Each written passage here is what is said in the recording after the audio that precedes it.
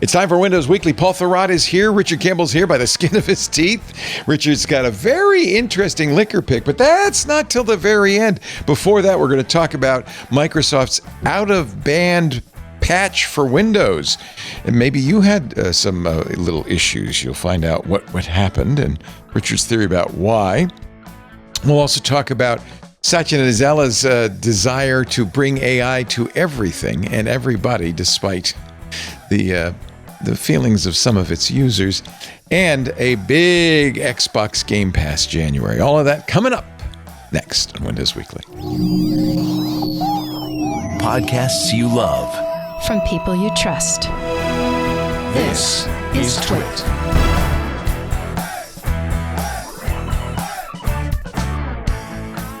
This is Windows Weekly with Paul Thurrott and Richard Campbell, episode 967, recorded Wednesday, January 21st, 2026. 2nd-Generation Bonobos. It's time for Windows Weekly. Hello, you winners! And you dozers, too. Wake up, wake up, wake up. Look who's here. Paul Thurrott from Thurrott.com, formerly the super site for Windows. Now in sunny old Mexico City. Hello, Paul. Hello, Leo. And from the Boathouse in beautiful British Columbia. That would be a good name for a pub or something. Mr. Yeah, the Richard. Boathouse? Yeah, the Boathouse. Boathouse, yeah. Where are you going, honey? I'm going down to the Boathouse. Okay. A lot of nautical themed items on the walls. Well, you remember we were having that small renovation done in the big house that was going to be finished by Christmas? No. Well, Christmas 2026. Yeah, they don't specify the year. I like your boathouse, though. It's very nice here. It's surrounded by a glass, so you can see the ocean or the bay. Yeah, it's all about the sea view here. It is a studio apartment. It is not large. So on days like today, where the fog is all the way in, you are in a small gray box. Yeah. I like that though. Yeah, in the summertime, when the sky is clear and you can see out to the islands in front of us and so forth, like it's untouchable. And you know what? The herrings are just getting going, so that soon there will be genocide outside to watch every day. But it's the whales eating the herring or the seals. Yeah, or the seals eating the herring, or the dolphins eating the herring, or the everybody eating eats the herring. I'll eat Everybody eats the herring. I love herring. Yeah, I bet because you're a good Scot. You like the kipper tatting, don't you? You know, I can take one down, but only after I've been drinking whiskey the whole night before and I'm already in poor decision-making mode. My mom, I don't know why, you get the cans of kippered herring. Yeah. And she would put it in, she wouldn't fry it. She'd put it in the pan with boiling water, just slightly submerged to warm it up. Tin up. Yeah. And then serve that with eggs instead of bacon. When I'm next weekend, or not this weekend, but the following weekend, I will be back in Glasgow for a couple of days. I will be spending a night at the Craigielachi, and I do get the Scottish breakfast with the black pudding and the haggis. And it's very good. It's so very good. I have yet to become an organ meat. What's the opposite of donor? Yeah, it turns out if you grind it up and mix it with oatmeal, you wouldn't know. Oh, okay. And everything's better with oatmeal. Yeah. Ladies and gentlemen, we aren't here to talk about those organ meats. We are here to talk about something even more lovely. Windows. There was kind of a kerfuffle out there on the internet. I feel like Windows compares favorably to organ meat. In both cases, you don't want to see the sausage being made. That's it. But it should be definitely made into sausage. Yes, exactly. So what happened? This is very typical for our community these days, but it's got a lot of play, but it didn't really impact too many people, and it's been fixed, so I guess we're okay. But the January 2026 Patch Tuesday update borked some features in Windows for certain users, all of which are business or commercial customers. And so the two big ones were remote desktop connections, just sign-ins were failing.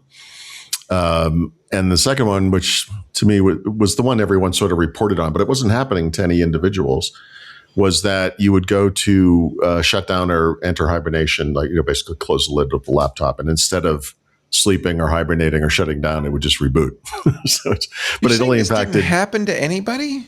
it impacted enterprise and education customers, not home and pro customer users. So I mean, I totally get enterprise because they'll have a bunch of other like GPO stuff running, but education, it's just commercial. I mean, I think education is probably just based on enterprise, I would imagine. So it's probably actually enterprise driver. So this is almost certainly an exotic GPO security problem. Oh, interesting. Probably. And of course, it gets attention because it's out of band. Oh, it's Windows is screwed up again. Yeah. It's like there was a story. They've totally reorganized those teams, right? Like client and core being brought together. Like we've had a lot of successful updates the past year, very few failures. I would not be surprised to get a little twitch of them right now as they reorganize. Okay, but that's like saying point. AI works most of the time, but we still report on the one, the times when it goes bad, it goes bad. Same thing with self-driving cars. Yes, they're safer than humans, but when they crash, it's a good one. Story. Yeah. When man bites dog, that's news, they say. Yep. So, there was a story I saw today in my feed that was ATM crashes somewhere in the world. Who cares? Like a single ATM machine. I saw that. And it's like Windows 7 sign-in screen. And, it's okay, so what? We're going to be outraged by this? This thing's on an isolated network all by itself. They probably very specifically left it there because it requires very few resources compared to modern computers. And the ATM machine is not an i9.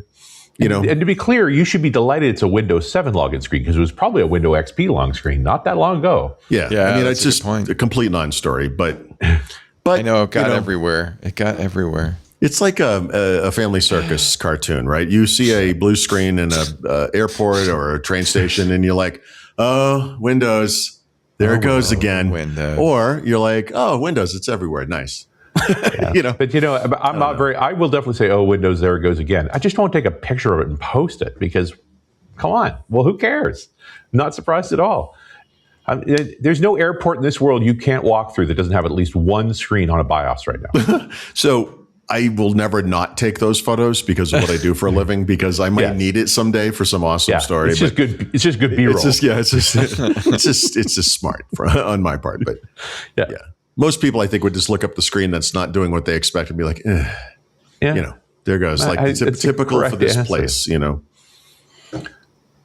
no, I'm not surprised, So we begin today with two non-story stories. Two non-story stories? Well, what was? Blue screen I see the ATM restart. thing. Well, yeah, that was not officially in the list, but it doesn't matter. You said it. Once you say it, it's in the list. You know what I'm saying? Fair enough. If I have learned anything from Leo, it's that I have to cover the non-stories because that's my job. It's going to come up. It's going to come up. I'm going to bring it up. You're right. You know what? You're right. You're going to be like, well, what about this thing I saw? I heard. Through the grapevine. But as I said before the show, I'm very proud of myself. I'm going through, as you know, every day I go through my beat check of all the stories. Yep. And both those stories came up multiple times. And in all cases, I did not say, let's cover that. I agree with you. They're non-stories. Just whatever. Well, I mean, anytime Microsoft screws up a Windows update, it's and you know me, I'm quick to jump on the Windows sucks bandwagon. But as you're about to discover, and to be clear, in less the than 30 vast minutes, number of installs worked just fine. There were very few. You need it's actually amazing. That's but the vast majority of planes land just fine. It's like the problem. We got to be careful. So, I don't know. We'll see. But anyway, I have to look at these things, and then within 10 seconds, it's like, okay, this is not a widespread problem for my audience, so I'm not going to worry about it too much. Anybody in the chat room have any of these issues? Probably not. I bet not. I'm not seeing anybody saying anything. Being outraged. No. Maybe they could be like Verizon and give us some money back. It did happen to a well-known YouTuber. It happened to a well-known YouTuber. There you go. Linus Tech Tips. Oh, perfect. And because he's not sensationalistic in any way, so he probably handled that. The thumbnail was, Yep. I couldn't remote desktop into my other Windows computer. Windows sucks. Oh, well, we're using Windows so much. I don't know, whatever. But it's just, this is the world I live in. It's terrible. Same update seems to have some Rhymes with Muggles saying broken remote desktop in some cases. Yeah, that was one of the two issues. So that is definitely what did you call it? GPO security bug? Well, and also there was a big push for a while there on the enterprise side to get rid of RDP, the whole remote desktop thing. You were supposed to work through Admin Center and so forth. And so I suspect they pulled it out of the security path for a while, and they're still cleaning up that mess. Yeah. You know, this is they had to give in. People could not put RDP down. It's a drug. This is Microsoft's cross to bear. Yeah. Is you have to support all of these old legacy things because the good news on RDP is if you sign into your computer with a Microsoft account, you got to try really hard to make that work in the first place. Like this, I did a tip or whatever on this probably a year or so ago. It's super hard. Modern versions of Windows are not designed to allow pass through from a Microsoft account. So you got to really go out of your way to make that happen. So at that point, you probably know what you're doing, and it's not an issue that's going to affect normal people like individuals. Yeah. Burke, who has 2 of my old Windows computers, says he hasn't had any problems. So. Yeah. You know, I am not unhappy to no longer be running enterprise infrastructure in my house anymore. Yes. You know, Hallelujah. behind. Yeah. This is a disease that every person in our industry, including myself, fell into, which is like, I'm going to manage my home like it's an enterprise. And you do it. I mean, you can do it. Then the next thing is self-hosting, right? You fall into the self-hosting. I am. So self-hosting is on my list of terms that I literally get like a creepy feeling up my back when I hear that term. It's like everyday carry. What are you, an idiot? You mean like your wallet and your phone, you jackass? You have to have a stupid name for it, like you're a superhero? Don't forget my pocket watch. What are people talking about? Like everyday carry? God damn it! Unsubscribe. It's a term of a tech of blogger stupidity. Art. I have got my head so far up my ass that I think my tech. I have an Apple Watch. It's everyday carry. I'm sorry. I got to save my ire for the thing that really matters today. No, this is the good one. Well, we're going to get to it. to it. Okay. Oh, I'm excited. Something to look forward to, kids. And I'm not going to take it anymore. But we'll get there. First, this is what I'll call a half a step in the right direction, and without beating this one to death, because God knows I have over 2.5 years.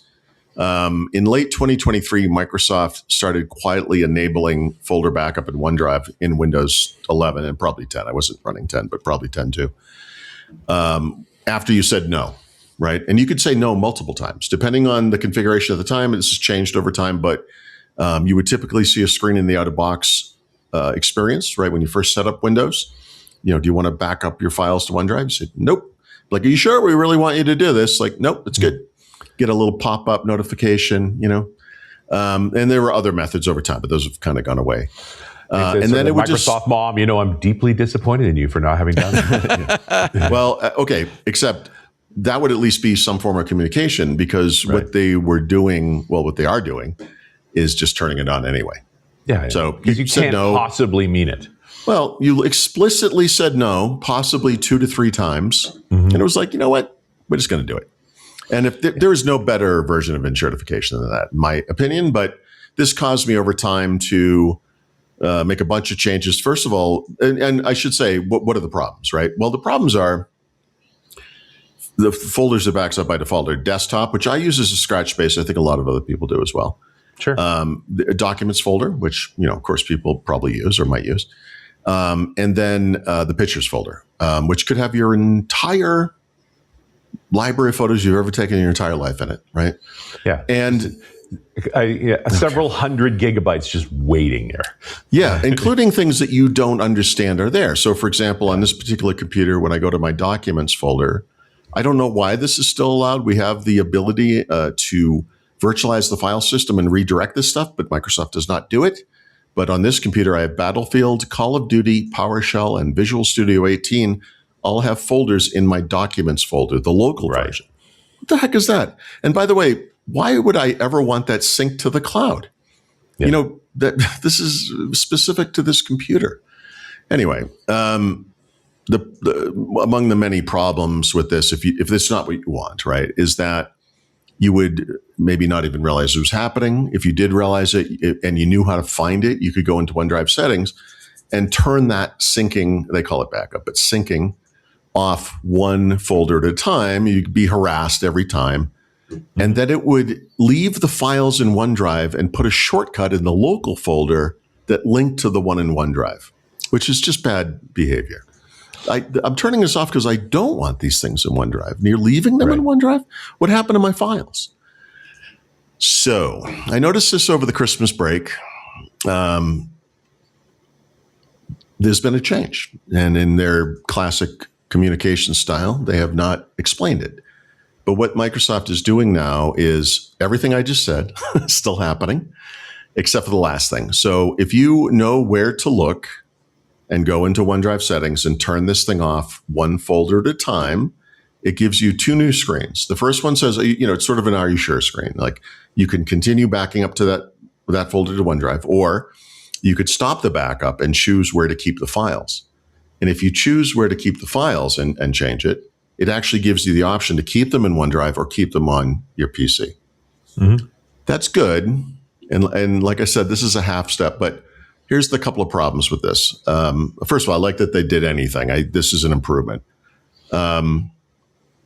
If you have synced these folders without you knowing, you could, as I just said, have your entire photo library. Now you're telling it now you want that back on your PC, and you do not want that back on your PC. Right. If you don't have enough storage, it will give you an error. But this is actually take up most of the disk space. Yeah, this is not a only bring back the files that were originally on my computer. It's everything that's in that folder in the cloud is now going to come to your computer, and that could be a problem. Yeah, that could be a problem too. The other problem is sort of related to the recall issue last year, right? Not the security thing that everyone made up and wasn't real, but the fact that originally Microsoft was going to force you to opt out of recall. So as originally envisioned, you would buy a Copilot Plus PC, and it would start taking snapshots all day long as you were doing stuff. And if you knew where to look, you could turn that off. You would opt out, right? In OneDrive's case, sorry. It's a negative option.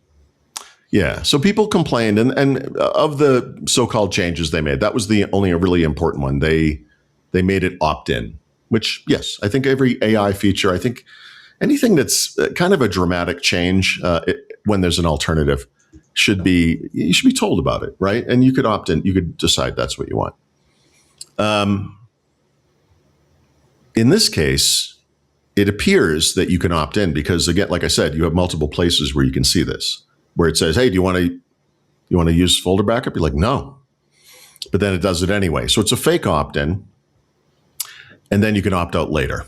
It's like, plus you have to know where it is. Like, and to me, this is the big problem. This is a hidden UI. I don't think that most average users would even know where to look. It's possible that most average users wouldn't care either, by the way. But for people like us listening to the show, or me, certainly, I have my own thing going on with OneDrive and the way I use it. And I do not want to use your folders. I do not want green eggs and ham. And I certainly don't want you to turn it on without telling me, which is insane, especially after I said no to it. The one thing I don't know for sure, and I actually reset 2 computers today so I could look at this, is if you bring up a new computer, 25H2, whatever, I don't know where it starts, whatever the latest version of the OS that's probably on the media creation tool that you get from Microsoft.com. If you go to OneDrive immediately and go to settings and then go into they call it backup, there's a little yellow bar that says, we're going to back this up as soon as we're done syncing, because it has to bring down the stub files. Right. If you say no, then it's possible. I can't verify this yet. I need to do this on more computers, but it's possible that it will never turn on backup. And again, this is a good half step forward. The problem is you have to know to do it. At that particular moment. Yep. Right then. Well, you have, depending on how many files you have in OneDrive, you might have an hour, you might have 2 hours. It's not going to be too much time. But if you are a power user or enthusiast, whatever, and you bring up a new Windows 11 install, you reset your computer, new computer, whatever it is. If you know to look, it's possible. So next week, I think by next week, I'll know for sure. But I'm not sure on that one. So I don't know what to call it. What do you call it? Like 1 step forward, 13 steps back. I don't know what that is, but it's a small improvement over the previous situation, I guess. Yeah. Okay. And the other problem is you don't know if it's intentional or not. Like this might be a bug. It feels malicious to me, but yeah, fair enough. But this idea that you can only get to those don't back this up by having a sync running so that you can see, we're going to back this up. Yeah. No, right. I see what you're saying. I think we're too far into this for me to give them the benefit of the doubt, but I hope you're right. I mean, that's why I thought it might be an accident. Like it might have been unintentional. Like eventually a PM's going to see if you're not supposed to do that. I don't know. It's in line with their malicious behavior to date, but we'll see. I could have held this one until the game section, but I thought it was important enough to mention this. So when Windows 11 on ARM shipped with the Snapdragon X based chips, right back in June 2024, yep. It came with the same Xbox app that everyone gets, right? But you couldn't do anything with it except stream games from the cloud if you had, at that time, Xbox Game Pass Ultimate, right? There was no ability to browse the store, to download games to the computer. It just wasn't there. And my thing at that time was like, guys, this should be a curated experience, right? You should only see the games that are in that catalog that are compatible with this computer. That's how that should work, right? That's how stores work. So that's also a real powerful experience for somebody who buys ARM, is seeing that store getting fuller and fuller and fuller over time. Yeah, instead of emptier, which was the original experience. So I want to say it was August, but sometime late last year, they started providing the ability to browse and download games from the store if you're on Windows and ARM. I guess I've forgotten this, but it was only in the Insider program. So I did this. And this was also tied to some other things like the ability to play Fortnite and other games on ARM, right, which I did back in November or whatever. But again, through the Insider program. So maybe I'm not sure how much of this is tied to Insider or not. So yeah, it's nice. You can go into the Xbox app and you can download games. But as I discovered, there was no curation, right? So I could go download Call of Duty, right? Whatever the latest version is, install that whole damn thing. It takes a long time, right? Go through all the stuff. And then you run it. And it's like, this game doesn't run. It's like, why did you let me download it? Like, that's stupid. So today, Microsoft announced that the Xbox app is now fully available on Windows 11 on ARM. I'm like, I don't understand. Like, this was already there. But it's because now it's available to everybody, right? It's outside of the Insider program. So it works like it did last, August, November, pick your time frame. It doesn't really matter. Except they did a step toward curation. Well, no, it's definitely curation, but they're not hiding the apps that will not install. But what they are doing is delivering yet another one of these kind of performance. You remember the Windows Performance Analyzer, whatever it's called, will give you like a score across your CPU, GPU, disk speed, yada yada, back in Vista timeframe, which by the way is still hidden in your computer. But they used to have this score, right? And so what they're doing now is for each title, they're providing a Windows Performance fit. I don't know if it's a number or a checkbox or whatever it is. I haven't seen it yet, but that will indicate whether or not this game will play well on any given device based on its hardware specs. But this is particularly important on ARM because I'm going to say most games don't work well. Microsoft says 85% of the games in the Game Pass catalog are compatible with ARM-based PCs. Maybe. But not telling you what's emulated and what's native. Well, I mean, almost all of it's going to be emulated, but it's that's what I presume, yeah. But again, that's okay. These are all good. They've got to have a benchmark somewhere internally about how many vendors they've got to do their conversions. Right. So one of the issues with ARM, one of the few issues really, is that between Microsoft and Qualcomm, you would think they would just provide this to the world, right? They would have that kind of thing. And they don't. There's a third party that has a website you can go to that lists whether games are compatible or not. It's completely out of date. I'm sure it's updated all the time, but every time I look at it, there's no information for games I'm literally playing at that minute. And so it's a little out of date. And I feel like this is something that should be in the box in Windows. And this feature gets us close to it. It's close enough. So if you're in the app, the Xbox app, and you look at some game, you're running on Windows and ARM, it says, yes, this is going to run great. That's fine. Like, it's better than nothing. It's better than what it was. Mm-hmm. Another step forward. They should be highlighting this. This is a commitment to the customer. This is how you tell us that you're serious about ARM. This should be a thing when you're in ARM that just says, here's a page with all the games that work great. Show that.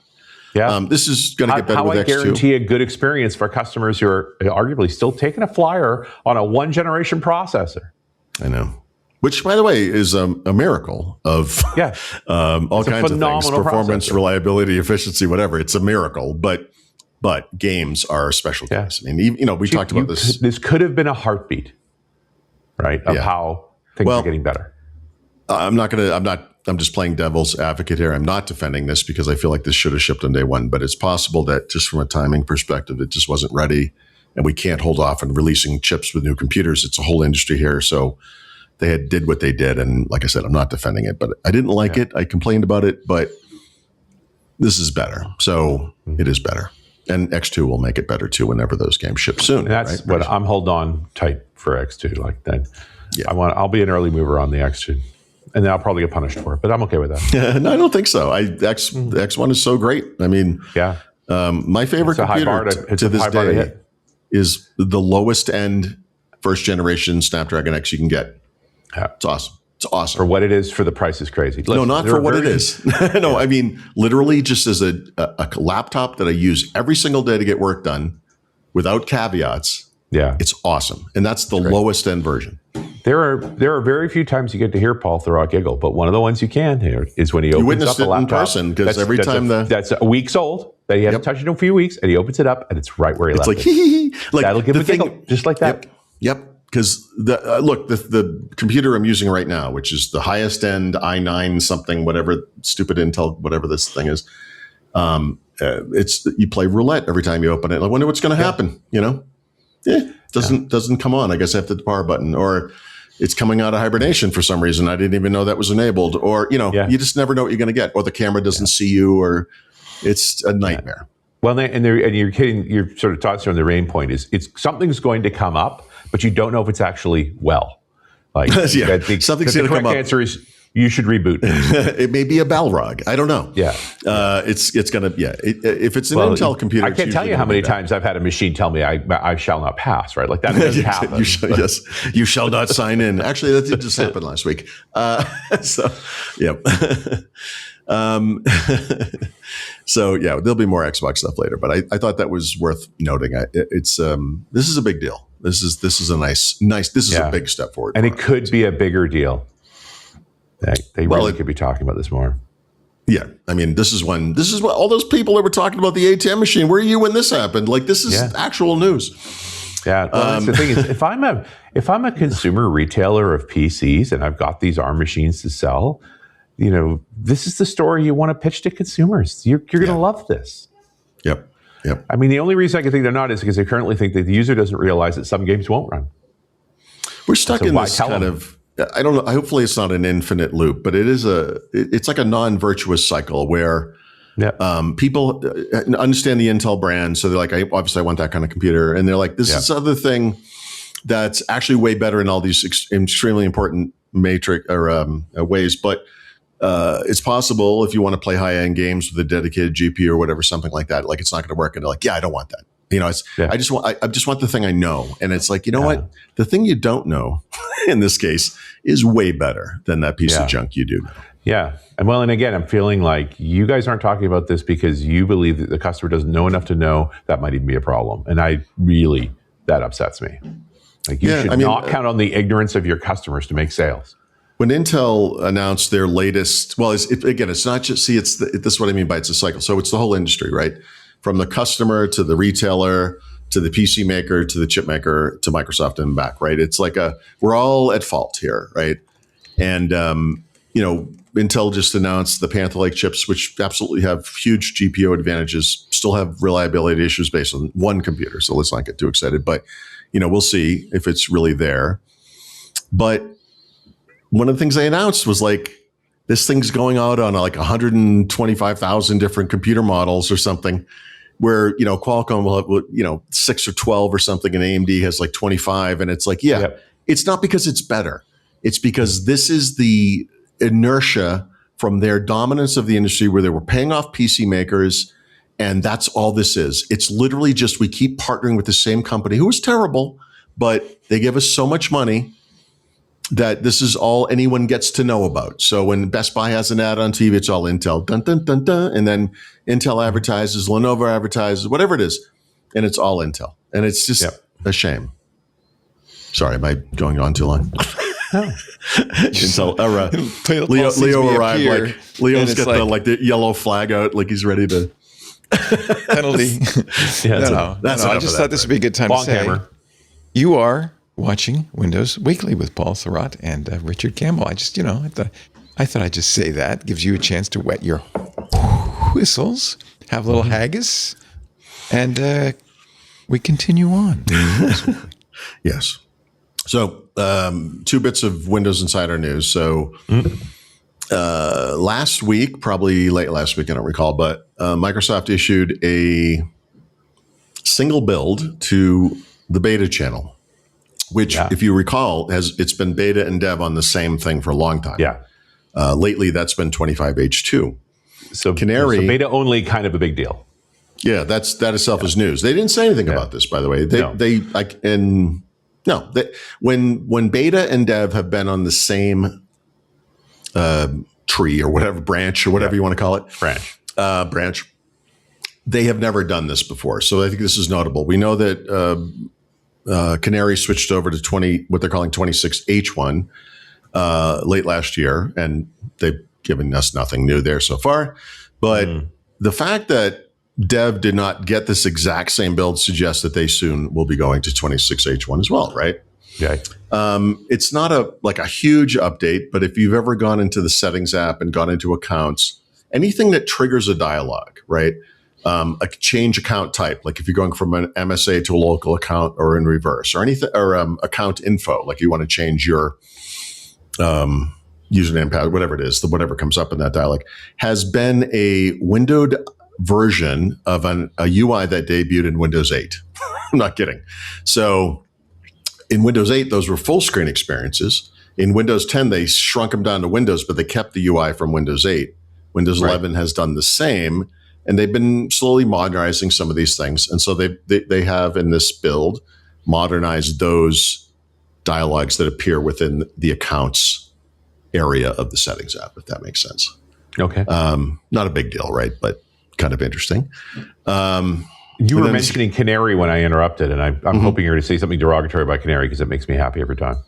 Yeah. What I would say derogatory about Canary is that they have added no new features yet, and I don't know what they're doing. So it's still an orphan, is what you're telling me. I don't get it. Yeah. Okay. I think those things will start appearing in dev. Actually, the next blurb, it's the first little hint that maybe something new, although I don't believe it will be unique to 26H1. We'll see. I'm just hoping that they reorg. We know there's a reorg going inside of Windows is going to land on insiders in some way and say, either take Canary away or give it a freaking purpose. And I would argue probably take it away because it's just no reason. I don't know. I want to believe that there is going to be positive change from this, but I don't know. I haven't seen much evidence of that so far.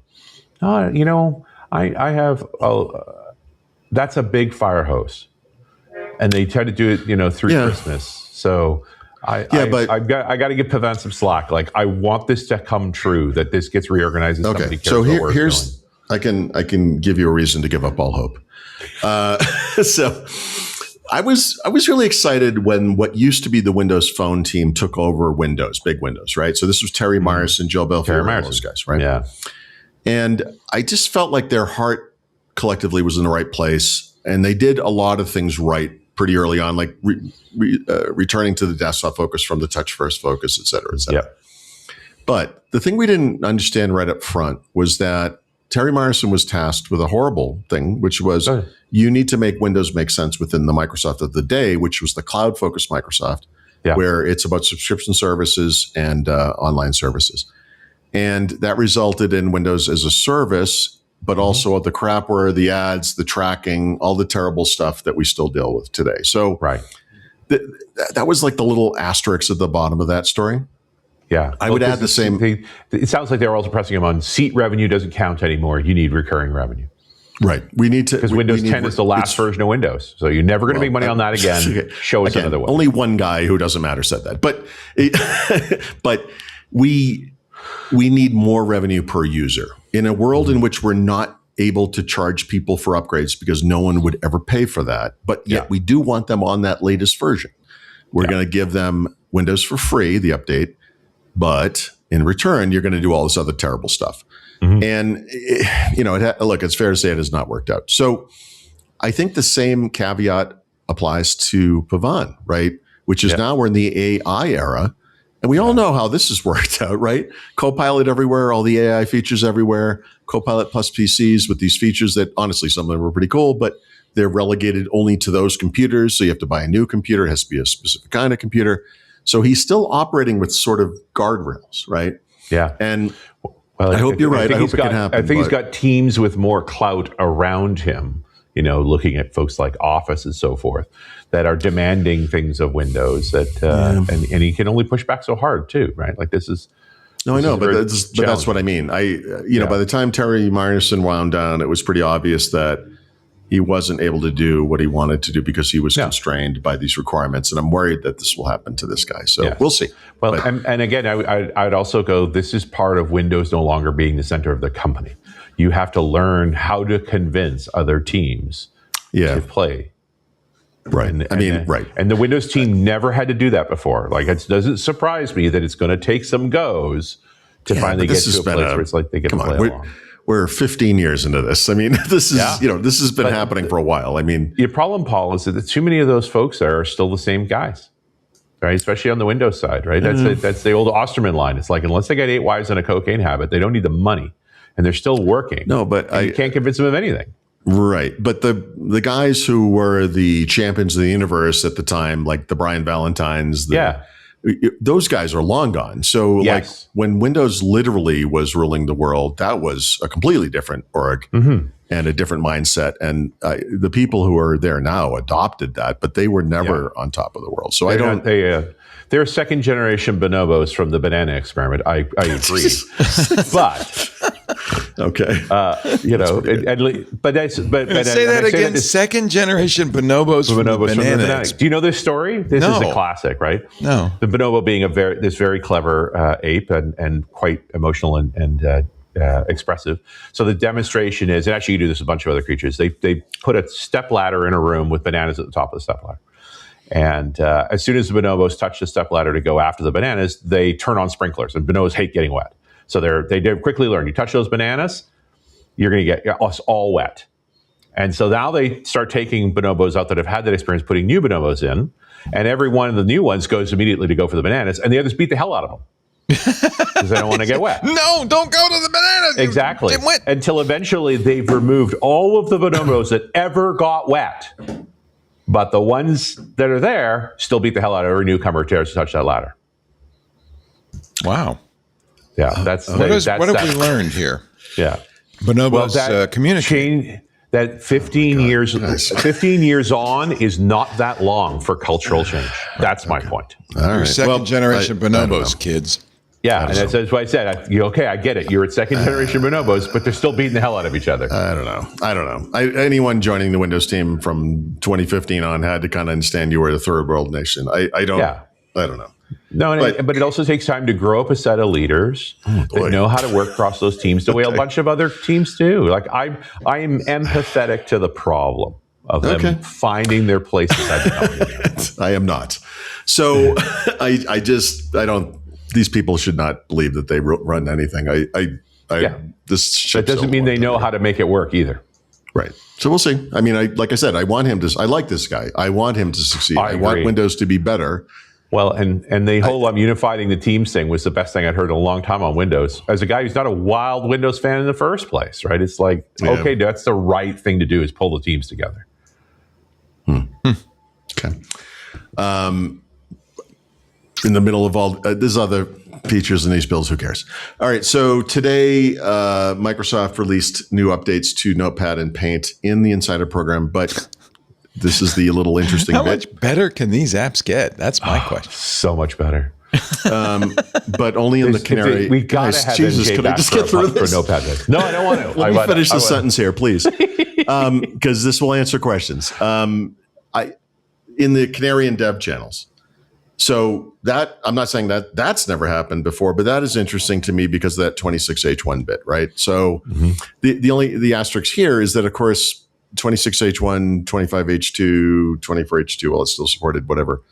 Actually, it might not be, but whatever it is, they're all going to have the same features anyway, right? So it's possible we'll just see these features come to other parts of the Insider program and then just to stable, and it will have nothing to do with 26H1. But I thought that was kind of interesting. Yeah.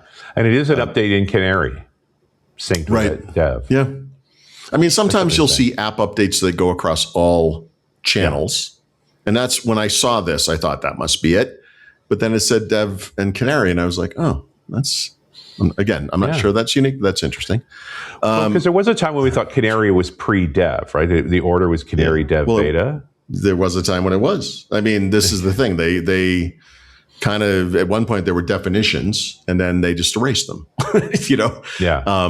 They got very fond of saying that none of these channels equate to any version of Windows. And then they sort of backstepped on that because, you know, now they do, some of them do, right? Yeah. But some of them don't. So Canary does not, supposedly. No, that's not true, but Canary now does. So Canary, for the first time since that change, now is very specifically 26H1. Yeah. Whatever that means.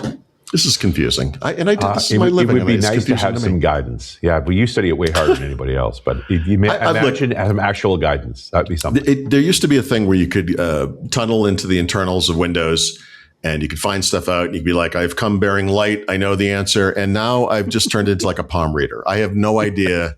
There's no science behind this. It's just, you know, whatever. I too am staring into the crystal and seeing my own reflection. Yeah, and I burned my eyeballs out, and I don't even know what's happening anymore. But the Notepad update includes more Markdown syntax, right? So they've added Markdown support already, and like strike through, nested lists, that kind of thing. There's also, they've added so many features to Notepad. They need a welcome experience, which I know is going to rub everyone exactly the right way.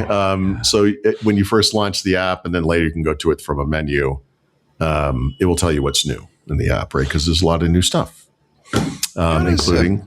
Okay. No, I'm sorry. I don't want to interrupt. Just wondering how Mary Jo Foley might. Totally. So I can tell you, I can tell you how she feels because she complains about this to me privately now instead of on the air. She's not happy about it. But the thing is, with the exception of tabs, which you can disable as a functionally, but not as a UI. Like there'll always be a tab, right? You can disable all this stuff, right? So if you don't like the Copilot stuff, if you don't like Markdown support, if you don't want it doing spell checking or grammar checking or whatever it does, you can turn all that off. So it's opt out. Now we're going to beat that term to death. But I use this app every single day. I use Paint every single day too. And I don't just have a problem with this. I think these apps are great. Like they've done a really nice job with these apps. And is it the Copilot Plus PC experience that makes it great, or is it anybody? No. Well, I mean, no, actually. So to date, all of the features they've added to Notepad, not Paint, but Notepad are for everybody. Right. If you have a Copilot Plus PC, some of those features can be run locally, which is kind of interesting. But that's so taking in that reverse direction. Paint is a lot like Copilot PC itself in that it is confusing. And if you said, okay, they've added 20 new features in the past year, which is probably an exaggeration, 10 or 12 of them require a Copilot Plus PC. So the experience you see, the options you see will differ if you have a normal computer or if you have a Copilot Plus PC. And is that specifically MPU? Like, is this MPU utilization? That's exciting. It is. Yep. Okay. It is. Because, you know, think about it. I mean, it's a graphics app, right? So one of the things I'll talk about in the back of the book is the APIs that are behind all this stuff, right? And when it comes to AI and you have an app yourself, a third-party app developer, or you're the guy that makes Notepad or Paint or whatever, the top-level APIs, the big APIs, or the APIs with the most functionality, I guess, are all text and image related, right? Think about it. Yep. I mean, think about what it is that things like recall or click to do, which is interact with what you see on the screen, which is comprised of graphics and text, right? And if it's a graphic that has text in it, they can make that into text, right? So this is where all the action is occurring. So anyway, the Paint update, I believe no, I do know. Okay, I'm sorry. Let me restate. There are two new features. One does require a Copilot plus PC. The one that doesn't is something called, this is such a stupid, well, I guess if you're a graphics guy, this makes sense. It's a fill tolerance slider. So in other words, you're going to fill something over an existing image or maybe in a new layer, and it's going to have some level of, I think, basically transparency, if that makes sense. Wow. So you could do like a fade or something with that, that new part of the image. And then if you have a Copilot plus PC, and God help me if you were looking for that one feature that would prove to the world that this thing is a productivity demon, it's this. it's this feature is called dynamic gradient. Nope. No, the next one. It's called coloring book. Yeah. That's why I paid for a Copilot Plus PC. Yep, it is. Book. And this is what you can do. You can prompt it and say, I want a picture of a teddy bear. And it will create a black and white outline version of a teddy bear that you can then color in like a child. Nice. Yep. Oh, I know. Listen, guys, I know you're rushing out to the store to buy one. Just let us get through the rest of the show before you do that. I know it's exciting. It only gets more exciting from here. It's crazy, but this is like whatever. Anyway, it's the naming. I'm not known as a negative fellow, but I know even I can't get through the sentence. I really like Notepad and Paint in Windows 11 right now. I really do. I think these are great app updates. Is paint.com over that? Is that Paint.net or .net? No, it's still a going concern. It's still a viable. I don't know if it's Photoshop level, but something between Paint and Photoshop maybe. And Notepad plus still a thing. Yeah, if you like, taking it to 11 or something, I don't know. But if you like simplicity, it's the Paint.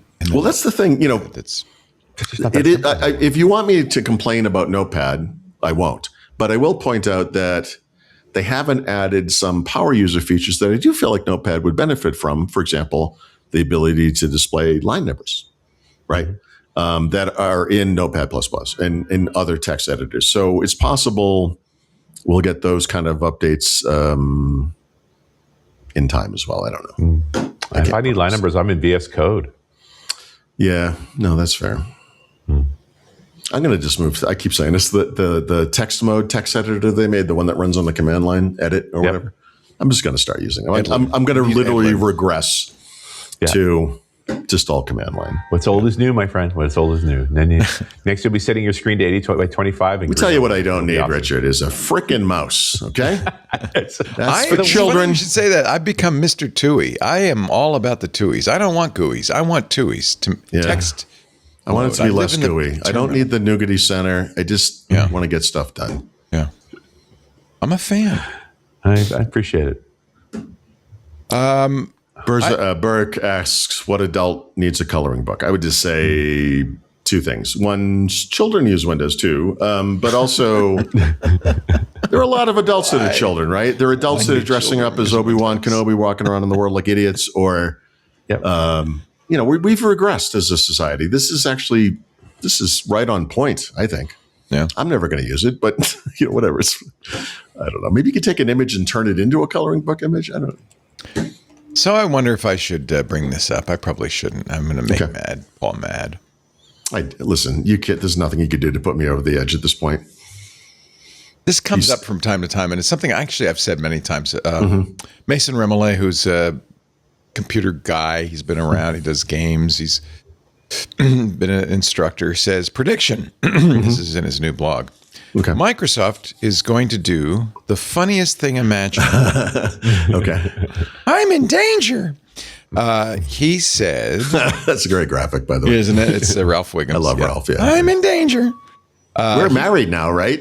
I love Ralph. It's impossible. It's like duck, and he never stops. Anyway, by the way, the hottest skill right now in Claude Code in the AI dev world is called Ralph Wiggins. I love it, which is great. I love it. I love it. Yeah. He says, I predict within 15 years, Microsoft will discontinue Windows in favor of a Windows-themed Linux distribution. Right. So, by the way, this comes up every 6 months. Yeah. So I'm not sure why he thought he would just do this now. First of all, that would be extremely doable. I think if we had had this conversation even just a couple of years ago, I would have said this is the stupidest thing I've ever heard of. Sure. And many Linuxes now really support Windows PCs very well. So if you think back, we just talked about this. So you don't have to think back too hard. If you can't remember this, you might want to go to the doctor. But at the start of the show, we talked about Windows and ARM and how the only little Achilles heel, and it only matters to some people, is the game stuff, right? And that for it to run games, it has to emulate them. And it does surprisingly well, and it's going to get even better in X2, like we said. But that's been the thing they've been kind of working on to kind of get it there. Linux has been doing that for 20 years. And so Wine and the stuff that Steam, what's the Steam emulator called? Something Proton. Like Prism. But Proton, right. We've gotten to the point where that stuff actually is pretty mature. The other thing that changed, and this helped the Mac, is that, 20 years ago, compatibility with Windows desktop apps, like arbitrary, any app, was super important. But with the move to the web and web technologies and things like apps just kind of work everywhere now. You'll see things, you can run Edge on Linux or whatever, right? I mean, we are at the point. There's a Microsoft engineer, I can't think, someone will know this, who has a Linux distribution that very specifically looks exactly like Windows 11, right? Yeah. To kind of ease that transition. We have Linux distributions like Elementary, but even more so Zorin OS that are going after Windows users. They released their latest version back, I think, in November and had 1 million new customers over the first week. The biggest adoption they've ever seen ever. So, yeah, I mean, all of us have, I refer to this as workflow. It's maybe not the right term, but we all have this list of apps we use that we're comfortable with. We all have a list of services that we use that we need to get our work done every day. And then we have our way of doing things, which is keyboard shortcuts and menus and blah, blah, blah, whatever. And the bar on that for me has always been pretty high. It's gotten a lot lower. And honestly, the primary sticking point for me is cloud document sync that actually just works, like files on demand. And I know there are third-party things that sort of work, but if Synology Drive would release Synology would release a Synology Drive client that worked on Linux and worked like it does on the Mac and Windows, that would chip away at the only really big thing remaining for me. Yeah. And I'm kind of a Windows guy, if you're not paying attention. But I think we've the corollary is also true. Maybe Windows is the GUI that Linux has been looking for all its life. Nice. Yeah, it could be. Because I don't, two have to be true for this to really make sense. So when the obvious choice for someone like me, or so anyone who's frustrated with Windows, and this is true today, it was true 10, 15, whatever years ago, would be like, just get a Mac, But I've owned more Macs than most Mac fans, and I love the hardware. I always have. There's just something about it that I just hate. I mean, I literally viscerally hate. And if Linux could get their act together somehow, and I say Linux like it's a thing, there are like 2,000 distributions. They all have different app package formats and all kinds of UIs, and it's a mess. But I think there's something there because the keyboard shortcuts are the same, and it has similarities that are just small, but people don't think about. Maybe I don't mind a different UI. That's not an issue. Like as far as like just the style of graphics or whatever, but the app stuff is not as big of a deal. A lot of Linux distributions ape Windows, frankly. Yeah, it's a thing. Even GNOME, which is kind of the default, often the default desktop for Linux, is very Windows-like. Yep. I mean, I think GUIs have kind of converged. Even Mac has become more and more Windows-like. They've kind of converged on this. Yeah, I mean, fundamental thing. There's something I think. Literally one of the biggest stories last year was Apple making the iPad more like a computer if you wanted it. And I think that might be enough for a lot of people. I think that kind of thing's simpler, Yeah. It's still familiar. We've all used iPhones for a long time or whatever. But Microsoft's been down that road and has turned back, right? They don't want to do it that kind of touch. Well, they never had a successful mobile platform that would make sense as the inspiration for some. Yeah, right. And that didn't go well, right? Because the phone they made was not popular. making something like an iPhone or Android that works on a tablet, a desktop, big screen, whatever, I think makes sense because there are billions of people literally who are used to that and maybe even like it, But I don't know. We've gotten pretty far in inertia so far. So, we'll see. Anyway. I would submit inertia is the whole problem with Windows. As we said inertia earlier. is the problem with most of our world, for sure. With the world. Yeah, maybe. That's a lot of inertia. Yep.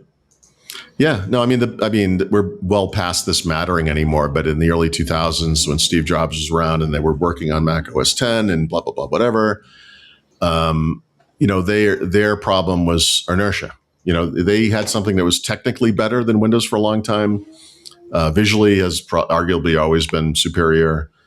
But they didn't have that user base and they didn't have that app base and they didn't have businesses. And that's the inertia that they didn't get. But now they have an iPhone and now they do have that inertia and they could make that work for them. We'll see. Anyway, you didn't upset me. Listen. And actually, I'm kind of at Mac apostate now. I've kind of, because that's an it's interesting. gotten so enshittified. Okay. No. And that's the problem I have with both Windows and Mac is these companies now are really. So how is so I don't see this so much on the Mac. So, cause I don't use it that much, but how is, compared to Windows, easy, Windows is easy. You're like, I just talked about folder backup, right? Like how is the Mac, how would you say in certified, like what are the top problems on the Mac from your perspective? Well, the big one that's current is this UI that they are imposing on everybody, liquid glass, which is the rounded window corners that aren't really rounded. And it's a failure. It reduces accessibility. It doesn't look good. It's just, there's all sorts of issues. And this is an example of a company imposing its will on its users. And unlike Windows, it's Apple's way or the highway. You can't, Windows, you can really customize. You can make it look completely different if you want.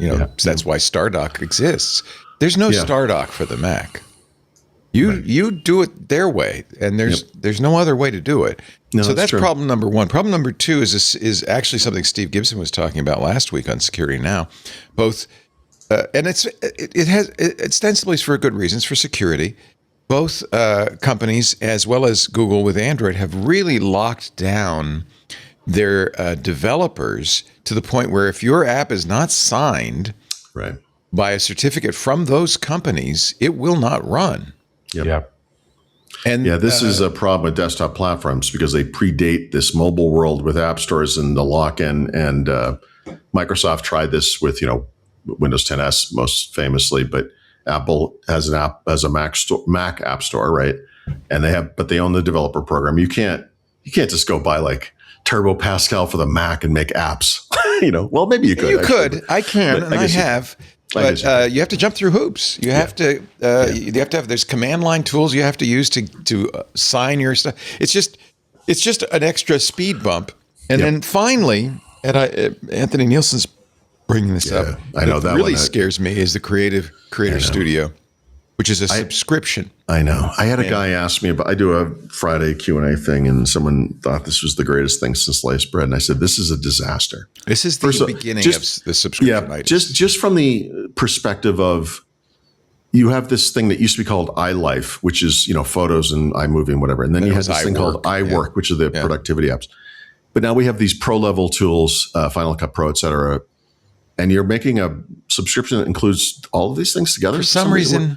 What is this? Like, what do they have in common? A word processor is now for creators. The only thing they have in common is an Apple logo. And then on the other side, some Apple fan who can't throw his money at Apple hard enough. Right. That's I am dying for a reason to throw more money at you every single month for the rest of my life. Right. For things I will never use. That's the shittification part, is Apple has suddenly said, you know what, we make a lot of money on services. We make a lot of money with ecosystem. And by the way, that will slow. How do we prevent that from happening? Right. This is a bald grab, and I don't like it.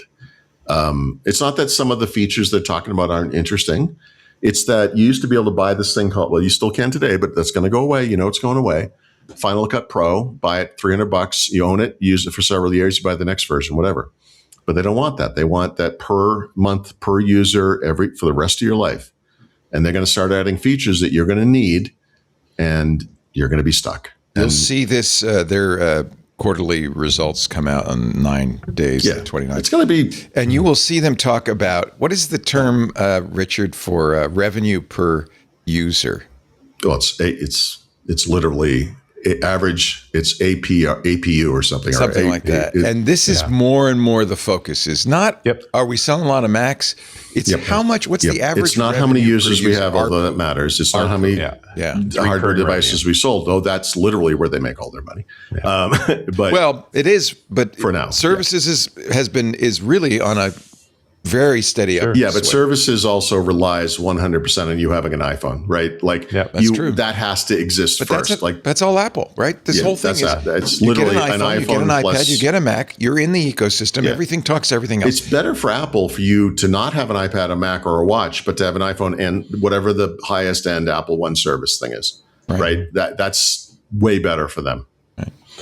But so that's what I mean. The services model, people are going away from buying every new phone. It's every other phone. And so the services model can fill that in. Every fifth phone now. I mean, But now you're starting to about jeopardize the model. As the services model becomes more important, sooner or later, there's going to be a VP fishing for a promotion who's going to say, hey, what if we didn't just support Apple gear?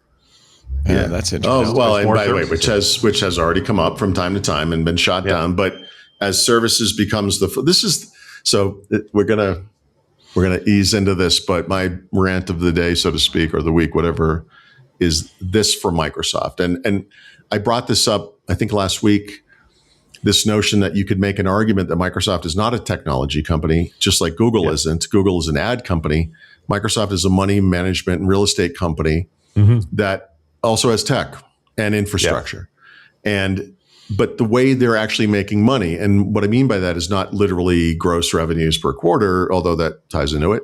It's the thing that makes it the 1 to 5th most valuable company in the world, depending on how we spin the wheel today, is how they can fool Wall Street and investors into believing that this AI crap they're throwing at us makes any sense whatsoever on the scale they're doing it at, and it does not. But they're just cooking the books and pushing out like the devaluation of hardware over double the amount of time than they've ever done in the past. And it's just all a smokescreen so we can get forward and make sure that when this thing collapses, we'll still be left standing and along with the other top 4 companies or whatever. No, it feels like culturally they're becoming an infrastructure company. And that's one of the reasons I think a lot of developers are really confused and distressed right now. Right. Is that because the margins are totally different. But the bigger thing here, we've never seen this on the balance sheet yet, is how much is all that real estate worth and how much is it appreciated? That's the thing. Because that's what overwhelmed a company like McDonald's. Eventually, at some point, it's like retail land is worth a lot of money and keeps gaining value, whether your restaurant is profitable or not. I'm not a financial expert, so I'm really not the right person for this part of this discussion. But the one thing you'll see on the Microsoft books is, even though they have more money than God, they will get loans to pay for things because they can do it at such a rate that they make more money doing that than they would if they spent their own money. That's what rich people do too. Yeah, exactly. It's very common, and it's I don't understand it. That's not my world, but that's what I mean. They're really just managing money, and it's not. It's not quite there yet, but. In the same way that, whatever the figure is for Google this month, this quarter, whatever, 70-ish% of their revenues come from ads. Microsoft's not there yet. You cannot make the claim that 70% of Microsoft revenues are from real estate, money management, whatever. But that's where it's going. Like that arc of success for them, market cap, stock price, whatever you want to call it, is all money management. And also just like investor management or investor analyst management, Wall Street management. Does every company get to that stage, or every industry? I remember, that's what they say. McDonald's really isn't about making hamburgers. What was that? Richard will know this. What was the Dutch company that used to East India company? Yeah, Dutch. Yeah. The last time we had a company like this, it was then, where this thing was more powerful than the government that they supposedly reported to. Right. And it's been a long time. Since we've had anything like this. So this is kind of, for us, like today, living in the 21st century, this is new. And it's not one company, right? It's 5, maybe, maybe 7, but I'm going to call it 5. The area you have not seen yet is what happens when companies with that much liquid capital start buying treasuries in those kinds of numbers. Like what if Microsoft had 300 billion in U.S. Treasuries right now. And being unhappy would mean just put them up for auction at a half point off, so the Fed can't do their auction raises. Right. Which is that's an interesting place to get to when you have that much money hanging around. Well, that much money is fundamentally undemocratic. Look at Elon Musk putting $10 million into a Senate race because $10 million for Elon Musk is like me buying a hamburger. I mean, that's change, the problem. But it throws the race. Right. And I thought we had limits on this stuff, but there are ways around it. Citizens United. Yeah, and so this is. I think all of this undermines democracy in the long run. 100%. If you want to be outraged, just read Apple in China and then apply that everything Apple did in China to every other part of our industry, and you'll see it everywhere. You'll see it everywhere. Yeah. Wow. It's gross. I hanging out here in Canada where we do entire federal elections in 45 days. I don't understand you guys, man. Like, holy cow. I know. Well, 45 days beginning to end, it's over. Right. Our system's quite broken. Yeah, work on that. No, it's just, it is. So, God, I don't know how far I want to get into this, but I published it today. I wrote this the other day, but, Satya Nadella, we've talked about this. You could make a case that Amy Hood runs that company, not him, right? Because of the money management stuff. Back to your financial. We've made that case over many months, whatever. Sure. August, October, I don't remember, August, I think. He gave up most of his CEO duties to Judson Althoff, right? Mm-hmm. Commercial maybe wondering, CEO. Yeah. So what is this guy doing with his time? Like, what's this genius at the head of Microsoft, this giant brain? Like, what's he working on, right? What he's working on is one 600-word blog post he publishes every 6 months, apparently, because that's all I've seen come out of this guy. And what he did in this blog post was blame his customers for talking about slop and not understanding the value of this. And if you would just start paying us for this, you would see how important it is and blah, blah, blah, whatever. And I think I reached the point where I'm like, no. It's not just insurtification, right? It's insurtification with cancer. It's with cancerous growth. It's insurtification exponential, when you say that insurtification is a company that is literally harming its own customers and partners to advantage itself because that makes economic sense. By the way, that's money management. That's when that makes sense, when you have so much money, to Leo's point, right? And that is what Microsoft is doing right now. So I wrote this in the thing, and I've said this before, I'm not an AI skeptic. That's not the point. I will talk about AI in the back of the book. We'll talk about it later, whatever. There's good stuff going on with AI. But AI is not 80% of our industry from a functional or financial perspective. They're just faking that it is. The AI features that you see being added to Windows or being added to Microsoft 365, just to keep it in our little world, are the things you would get for free. It's not really free, but for free in the past because you were paying for that thing. If you go back and find an episode of the show from 8 years ago or 5 years, whatever time frame, and there was a segment on Microsoft 365 and all the new features they added that month. They didn't raise the price of your subscription or triple it in most cases, right? You just got it because you were paying them. And this is a good relationship. It's like, we're going to keep this thing fresh. We're going to keep adding features. We're going to make it better. And you're like, yep, I love it. It's a no-brainer.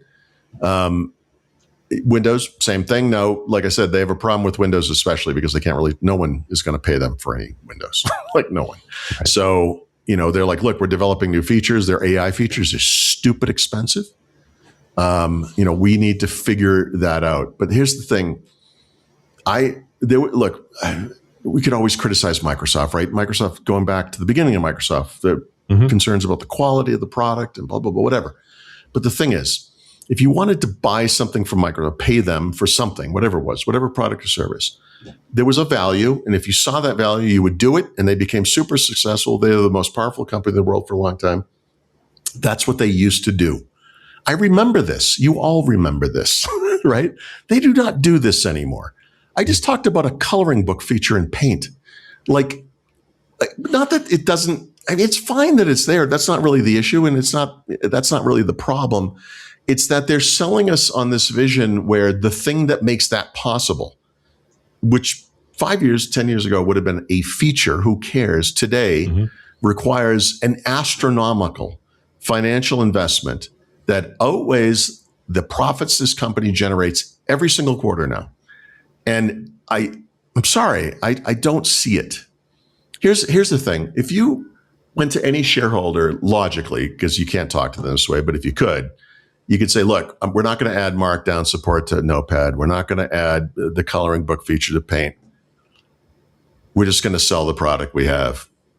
And be like, okay, that makes sense. Mm-hmm. Or we could spend 30, 35 billion, whatever we're at now, a quarter, building out an infrastructure that will be a nuclear wasteland in 3 years or something. I don't know. The set of the next Planet of the Apes movie. What am I talking about? It's crazy.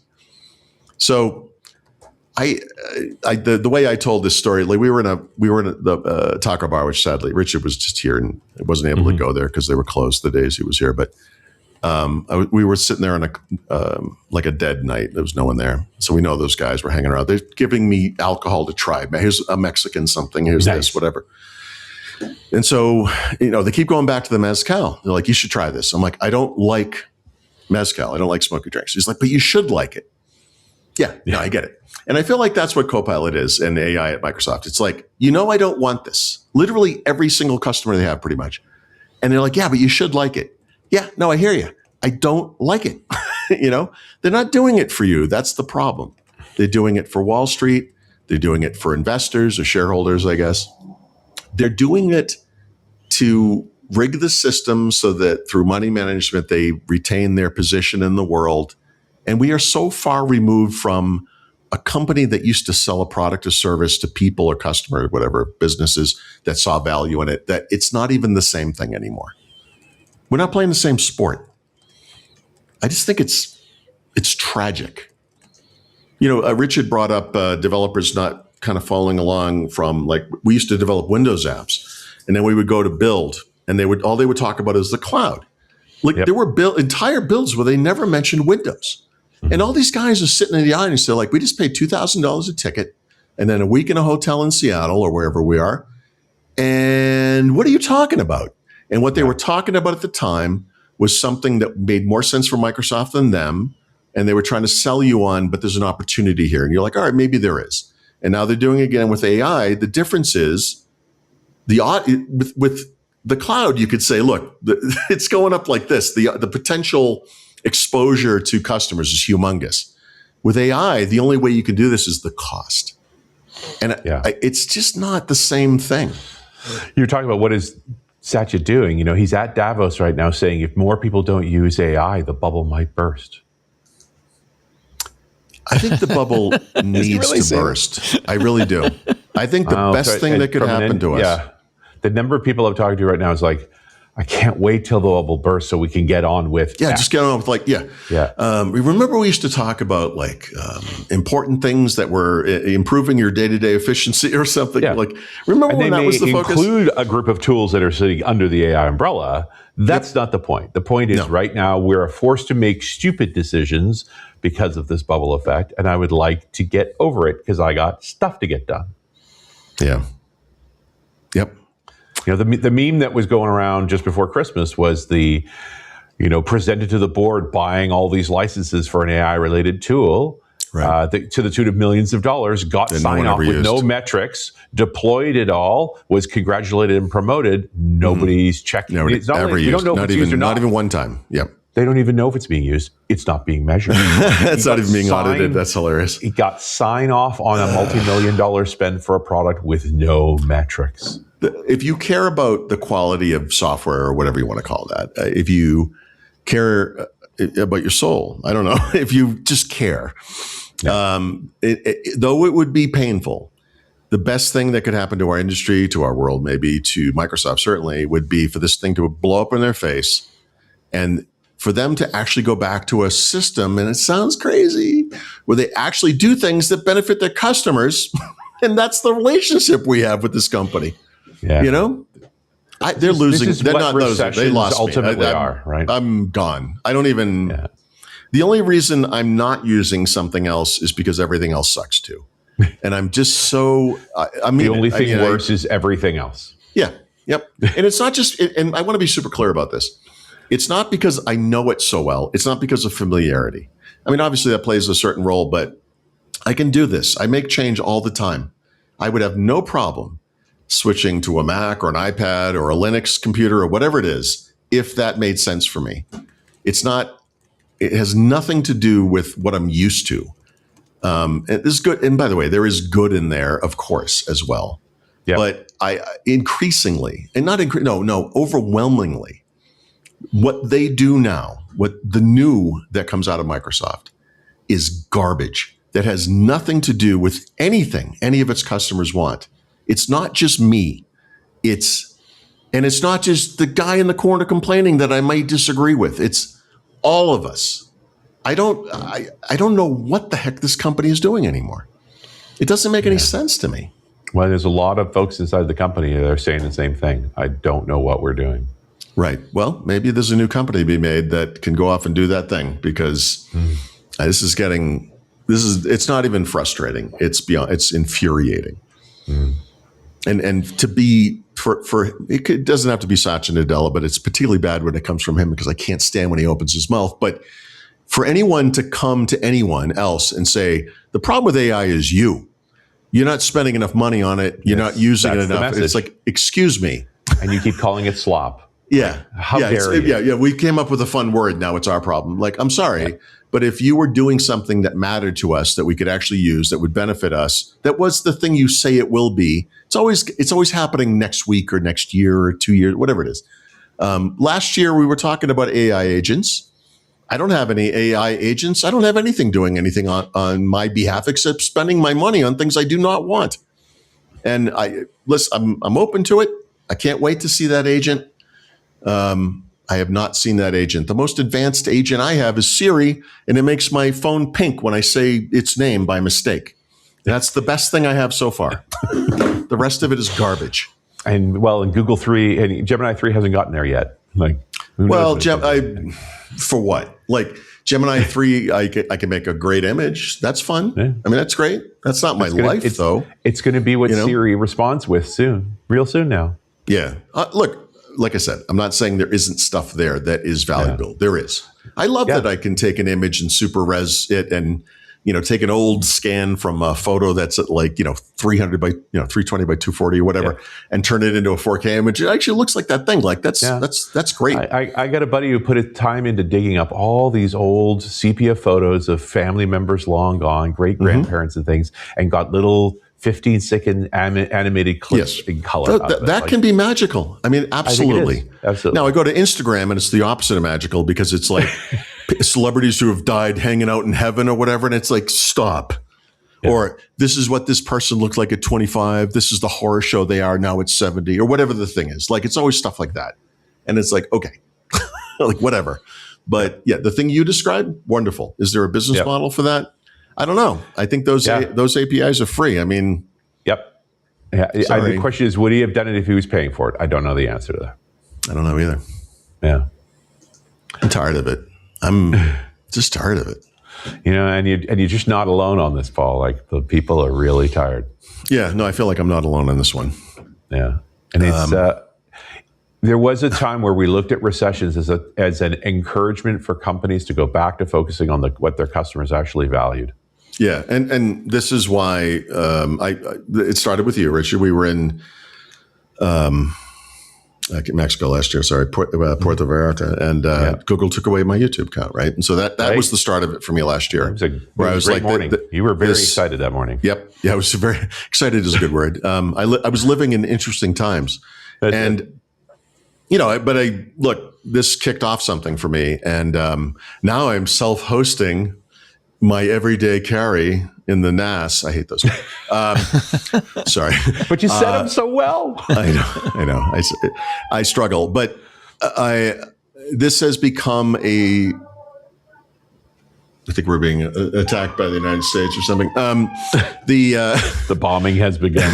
This has become a push for me. I didn't intend this. I didn't do this on any design or purpose, but actively replacing big tech garbage with little tech solutions that are made by companies that actually give a crap about me as a customer, right? It's not about doing free things, although some of it will be free, but It's about giving money or paying money to companies that actually value that relationship and give you something in return, which I distinctly remember doing with Microsoft back in the day.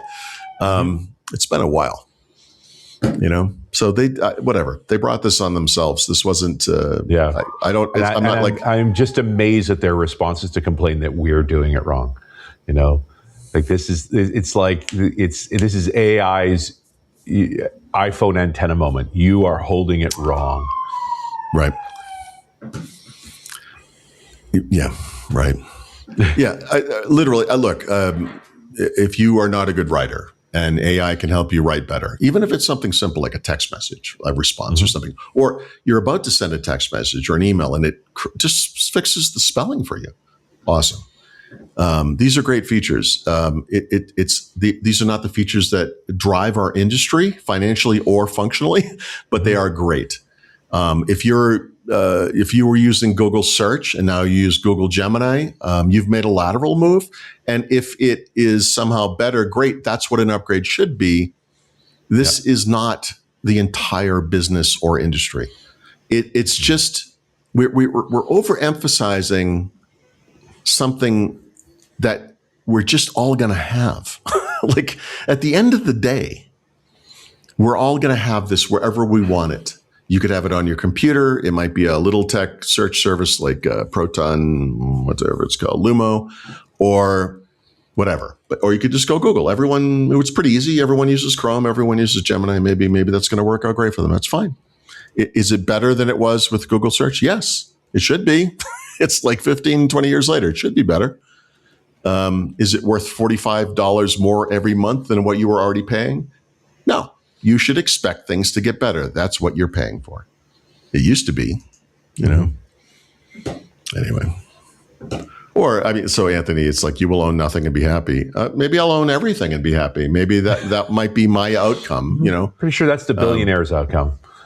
Well, and by everything, I mean, it's like if you don't pay for the product, you are the product, which is an overly simplistic term. Or go back to the EULA issues that we used to talk about in the late 90s, early 2000s, where it's like, has anyone ever read this thing? Like, you don't own the software on your computer. You don't own that kind of thing. But okay, whatever. You own a license to use it. But I could disconnect it from the internet and they're not taking it away. I mean, I think the big difference between software you buy from a shelf and software you stream from the cloud is not necessarily the delivery vehicle. It's that the company that owns that thing can make an arbitrary change at any time and script your life anytime they want. Yep. And that was not the case before. No. Well, and we celebrate it when it's John Deere disabling tractors being used in war. Yeah. But we're also freaking out when a farmer cannot get their tractor repaired without paying for a John Deere tech to come out to do it. I know, which is insane. Yep. Yep. Yeah. Look, when I don't know, again, just arbitrary numbers, but you go back 20 years and some mechanic in a shop in some random small town is complaining because cars are becoming computerized and now I can't fix them because I'm mechanical and they're, computer electronics, whatever. You're like, yeah, but things progress, right? But now we have those DRM, DCMA based systems where you're not allowed to reverse engineer this thing because they want to be able to control that. And if HP wants to sell you ink and prevent you from buying other companies' ink, or if John Deere doesn't want you to fix your tracker by yourself, even though anyone could do it, we're talking about something entirely differently. This isn't progress anymore, right? That's control. That's anti-consumer. It's bad. It's not the same thing. Yeah, that is the difference, without a doubt. Anyway, okay. Somebody said once, and I think this is actually recently, and I think it's not so bad, is that there are two right now kind of different schools of AI. There's the AI company. There's the AI company started by an entrepreneur who comes from the social media era, Sam Altman. And then there's the AI companies that are computer started scientists, by computer scientists, which are Anthropic, DeepMind and Google. Yeah. And my experience in the last few months is I am mostly underwhelmed by the ones that are started by the social media entrepreneur types. And frankly, they're the ones who seem to be driving the, conversation in this kind of sci-fi story description of AI. Yeah, right. And I'm most impressed by Anthropic's that's very interesting. Yeah, work-focused stuff. We'll see how that plays out, but DeepMind's release of 200 million protein fold solutions to the public, right? Amazing, right. And, or they find there's some ancient manuscript we've had a hold of for hundreds of years. No one can read the damn thing. And AI comes along and they're like, oh, here's what it says. That stuff's amazing. That's amazing. So, I mean, we've always seen that there is this. No, the point is stuff that and this AI crappy is fake. stuff. No, I'm not. That's why I said right up front. I'm not an AI denier. That's not my point. Right. My point is they're overemphasizing this so much that they have turned it into something only the richest companies in the world can do, right? Are artificially, and to ensure their survival as this shift occurs. Because there are technological waves in our industry, right? I mean, we all know this, and we're in the midst of one. I'm not denying that. What I'm saying is they're exaggerating it, and it's not. It's the Sam Altman. This thing is going to be sentient, and we're going to bow down before this new god is the stupidest thing I've ever heard in my life. It would make a fun movie. And by the way, they've already made, which is to Richard. Yeah, Richard's made this point many times, like that we have all been colored or biased by the science fiction that we grew up on, right? Mm-hmm. It's just, I don't know. Yeah. So we have these expectations. I don't have flying cars. By the way, I don't live in a paperless office. I like, it's a simplistic thing to say, but a company that can't do spell checking accurately, I get news for you. They're not making Skynet. It's not happening. They're not doing the Terminator robot. And if they somehow figure that out, it's not going to work because those people don't know what they're doing. I don't know. I'm sorry. I'm ranting here, but it's, I'm pushing back on this more. I was already kind of pushing. Meanwhile, in the Club Twit Discord, Darren Oki, who is our resident AI guru, has during this conversation written and published on GitHub a Notepad for Mac because he was lamenting the fact that there is nothing like Notepad for the Mac. Yeah, I mean, so that kind of vibe. And he wrote it. Right. So now make $1 million selling it. That's not the point. He's just writing it and giving it away. He doesn't need to make $1 million. The fact that you can do that is amazing. That's I want to be clear. I'm not denying this is amazing, right? Dave Plummer did this. He recreated Notepad on Windows, but in the style of Petzold using C and C++, right? He created it from scratch. Right. The reason this exists is because the code for this app exists out in the world already, and they just put it, they threw it together. It's wonderful. Like I think Leo was talking about this maybe a week ago. This notion that we're all going to have this ability to make these little apps that are just for us. Right. It's transformative. It's wonderful. It's not a business model though for those guys. This is the problem. Like it's kind of interesting. I don't know. No, I don't deny the capabilities. I want to be super clear about that. What I'm taking an affront to or whatever, or what I have a problem with is the money, and that these companies that used to be about this relationship between a customer and the business are now not about that at all. And that didn't have to happen. I don't quite know how we got there. Right. You're watching Windows Weekly. Paul Thurrott from Thurrott.com, Richard Campbell from RunAsRadio.com. We're glad you're here. We're glad our club members are here. Thank you for supporting the show. We really appreciate it. And let's see. Is it time for the Xbox segment, or do you want to talk a little more about AI? We have more. We have too much more. Up to you. Yeah, no, it's fine. Microsoft, has been adding Copilot to all of its products for almost 3 years now. Remember, it was February 2023, right? I think. When they came out with what we now call Copilot. The way they have done this is part of the problem I have, right? They just add it. They add it before it's ready. They keep changing it because it wasn't ready. I point to simplistic examples like the way they moved the icon around 7 times in Windows 11, the way they rewrote the app at least 3 major times I can think of. They had no idea. They were so busy moving fast and breaking things that they just didn't care at all about their customers. And then people complained. And then a year, 2 years, whatever later, they start doing things like, oh, now you can opt out of it.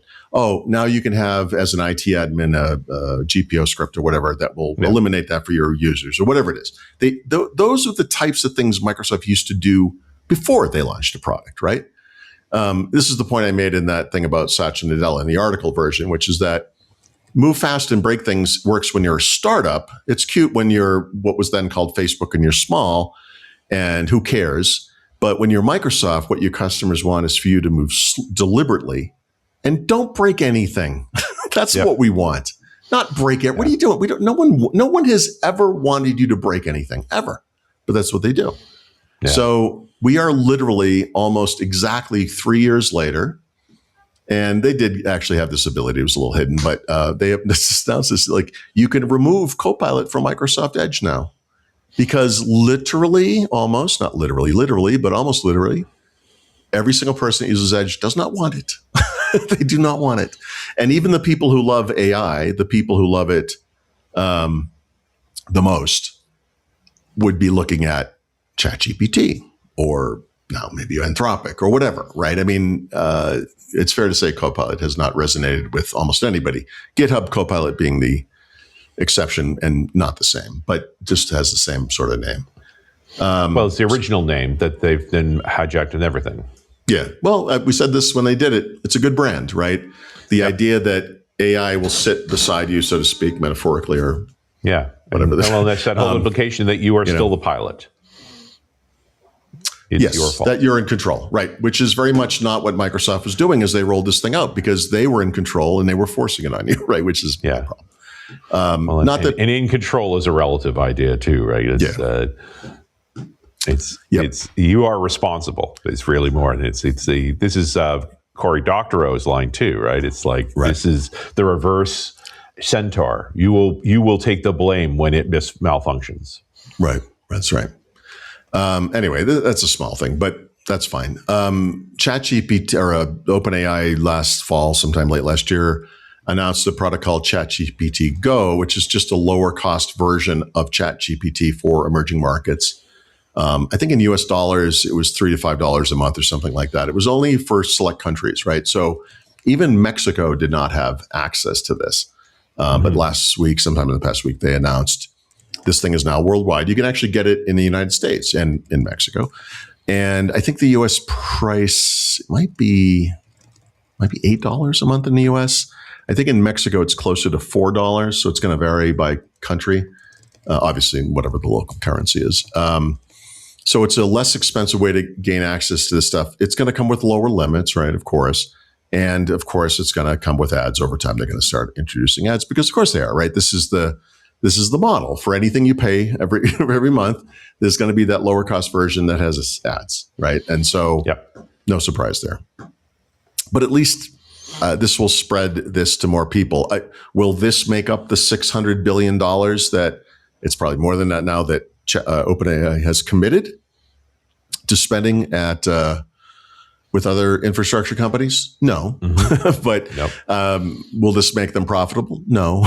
But it kind of has to be part of it. And if you just care about making technology accessible to everybody in the world, I mean, this kind of has to happen. So I guess.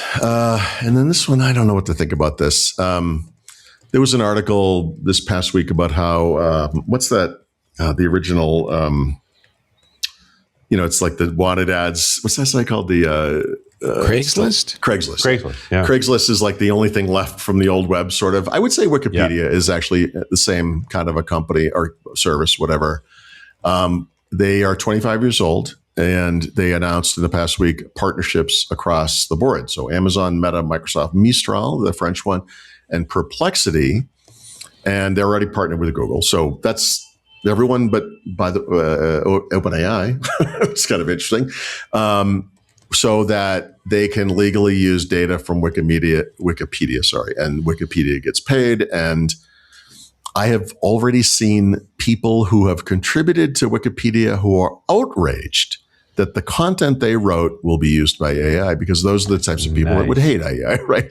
Yeah, and I get it, but I don't know, this is one of those things, like you love something, right? Whatever it might be.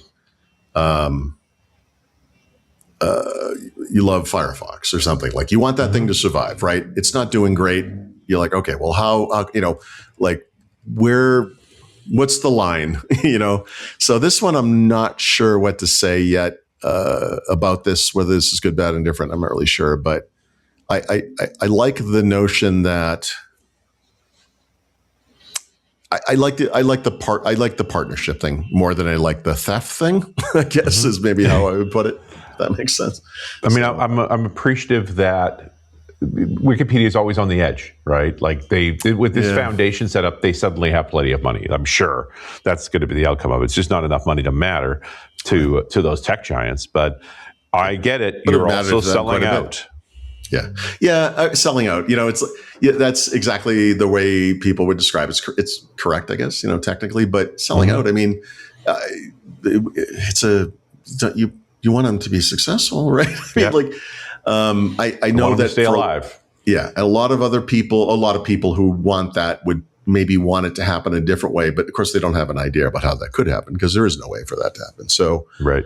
I mean, the types of money that AI needs to survive big AI is not there, but that money that they're paying to Wikipedia is there, and that makes a difference to that company or that organization. So, we'll see. Yeah. Yeah, we had Jimmy Wales on a couple of weeks ago. I really trust Jimmy, and I trust the Wikipedia Foundation. And I think there are people who just hate AI. That's right. And anything with the word AI in it. Yep, and it's just viscerally a huge problem for them. Yeah. Yep. But AI is already scraping Wikipedia. That's my question. Point. It's stealing regardless. So right, might as well get some money out of it. Exactly. Yeah, and the fact that he did it this way with the foundation is very clever because it means recurring revenue, right? Not going down the litigation approach, none of that stuff. It's like, hey, why don't we all work and play with each other? I think it's acknowledging the reality, and I don't know how well funded the foundation is. I know they're always asking me for more money, and I give them money every month, and I think I do it annually, but yes, it's worth it. Yeah, absolutely. Yeah. You know what else is worth it, my friends? The Xbox segment. You've suffered long enough. Let us delve into the latest in Xbox gaming with Paul Thurrott. I love it. AI is coming to get me. It's only a matter of time. The folks that did Halo, Bungie, are making and releasing for Xbox. I don't know. Maybe I should have looked in your notes. The marathon. Right. No, I didn't put that in my notes. I'm excited about that. I am too. I mean, it was delayed, right? So now it's coming out in March, I think. Good. I mean, it's good, right? Yeah. I mean, it is good. Do I not have a link for this? I do not have a link for this. Oh, there it is. It is good. That's a good point. I'm interested to see it. It is. If you played Halo, it'll feel familiar in some degree. I hope they I played Halo. I mean, Marathon on a black and white Mac. I know. A million years ago. I know. I mean, that was a thing. Like it was. We played it at marathon fashion in the old Sight studios back in 1995, 96. Sure. That was what the Mac had. Like that was it for the Mac. So we had Doom and before that, whatever, like Wolfenstein, et cetera. But, the Marathon, and I think it was Mac only for a long time. I think it was, In the beginning, it was fun. And we could play, it was a LAN party game. Mm-hmm. So we would all play at the same time. It was really fun.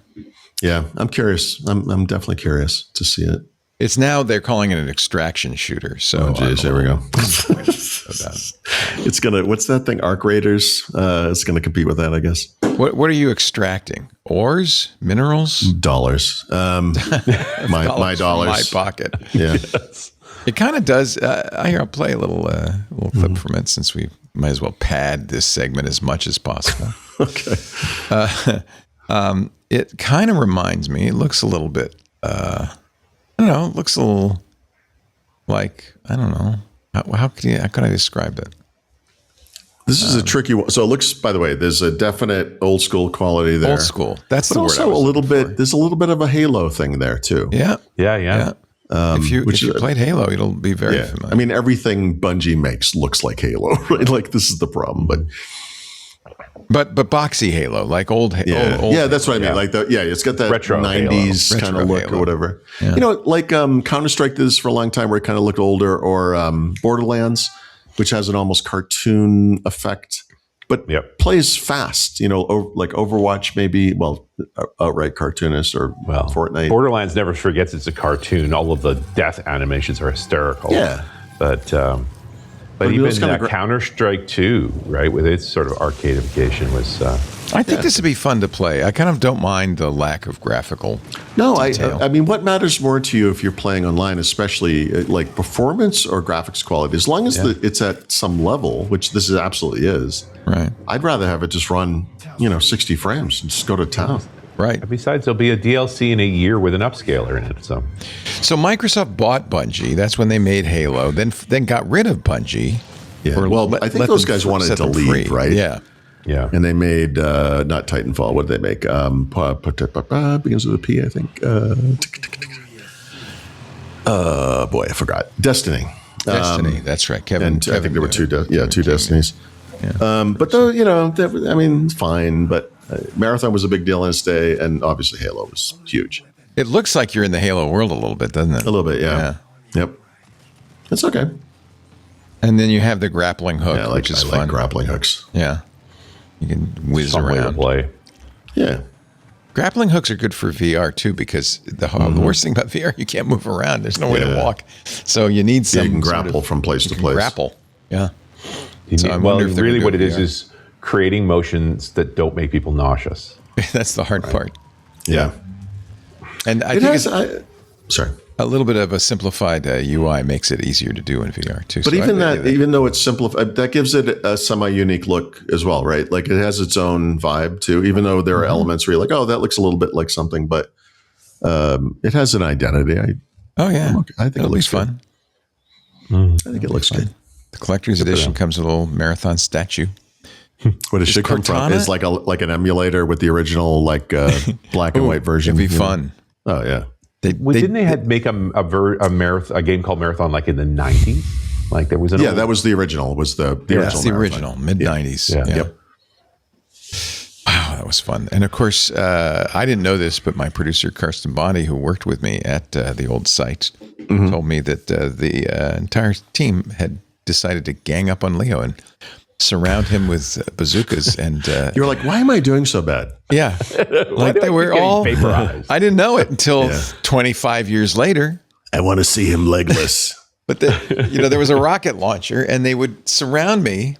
Because part of the fun of it, we were playing games too. Like you can launch somebody in the air if you hit the rocket launch. Yeah, that was a big Quake thing as well. Yeah, or maybe that's what they were doing. They weren't trying to hurt me. They were just trying to entertain themselves at your death, at your expense. Yeah, I mean, it's the same thing. It did explain a lot, to be honest with you. Okay. Well, Now, the Windows 11 on ARM thing I mentioned with the Xbox app, et cetera, is part of a broader January Xbox update that goes across platforms. The rest of it is not as interesting. But in case it wasn't clear up front, and I should just run this app and look. I haven't looked at it yet, but that indicated the score, how well this will run in your PC, is something the Xbox app has sort of had for a while. I believe it's going to be more explicit, and the goal here is you look at a game and it's like, yeah, this thing's going to work great on your, on your computer or not, right? I mean, that's actually useful information. I'm just trying to look at an app here to see what it does.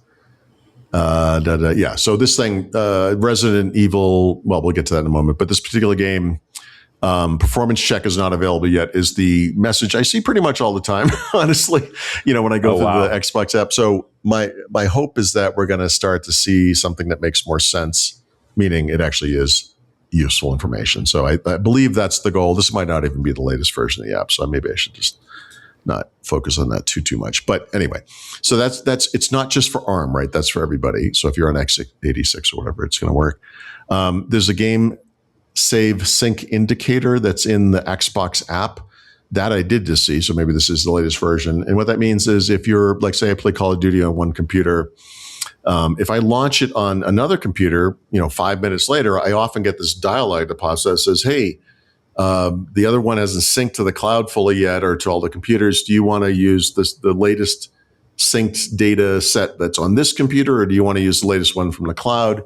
They'll give you an indicator in the Xbox app now, so you know that actually happened.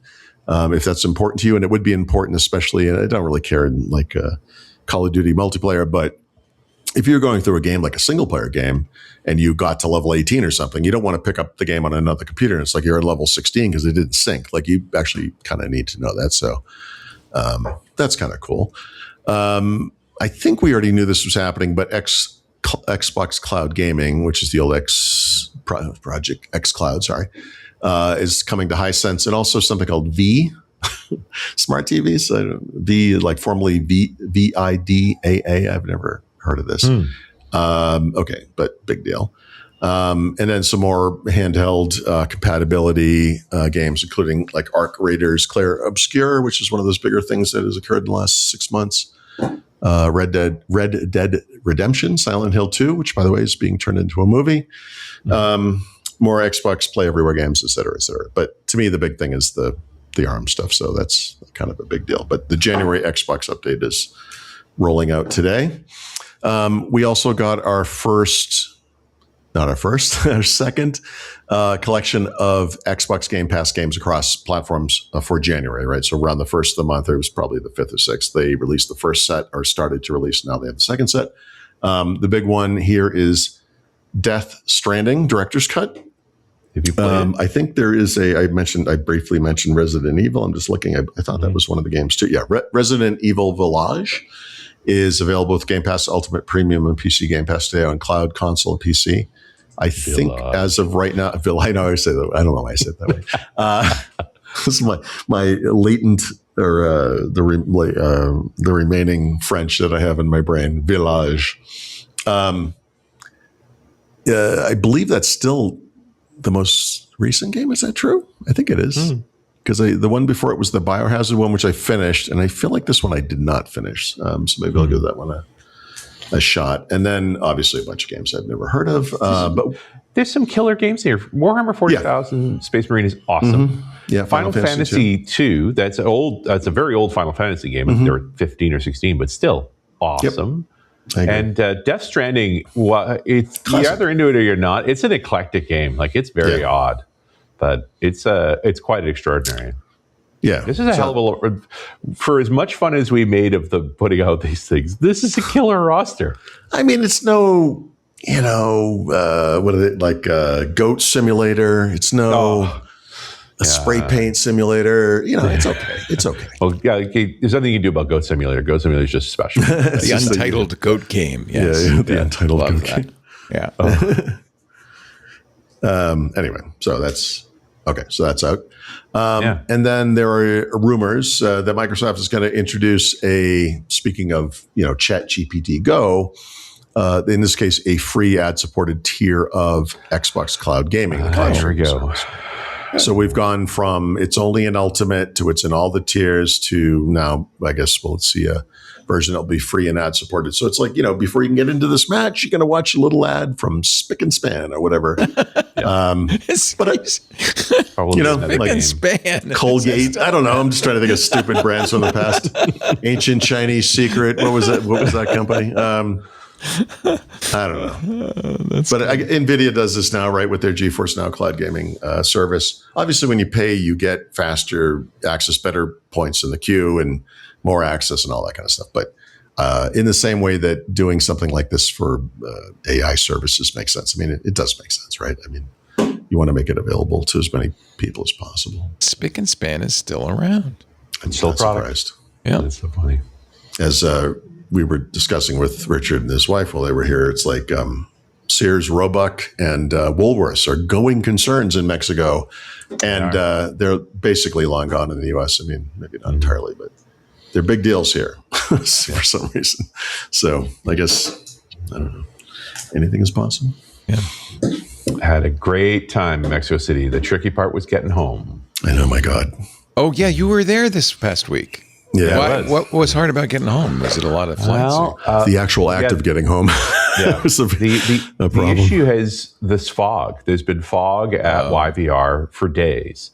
Right. And for some reason, Aeromexico just kept postponing their flights literally for days. Yep. So we were supposed to fly home on Monday and got there only to find they had postponed the flight to the next morning and kind of left us in the lurch. But fortunately, I had a nice friend that took us out for dinner and we had a great time. But then we had to be on the flight the next morning. So we got back there first thing in the morning, very little sleep. And 10 minutes before the flight's supposed to board, they cancel it outright and rebook us on the 5:30 flight later that day. I told my wife, we just need to be comfortable with the idea that you guys are moving in. We're moving in. We're just going to be back again.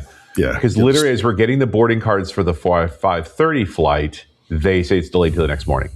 Yep. Which would be this morning. Right. So at that point, it's clearly they have a problem. I'm looking at other planes are flying into YVR in 00 fog, which is not a trivial thing.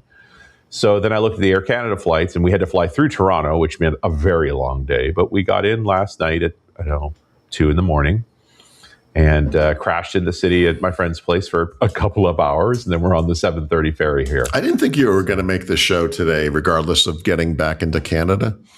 Yeah, because in case it's not clear, flying from Mexico City to Vancouver is pretty much directly north, but he flew from Mexico City to Toronto, which is on the other side of the continent. Yeah. So that he could then fly back across the continent to go to Vancouver. These things are not close to each other. No. So instead of a 6-hour flight direct, it was 4.5 hours to Toronto, 3-hour layover, 5.5 hours from Toronto to Vancouver. Yikes. Yeah. Well, I'm glad you got home.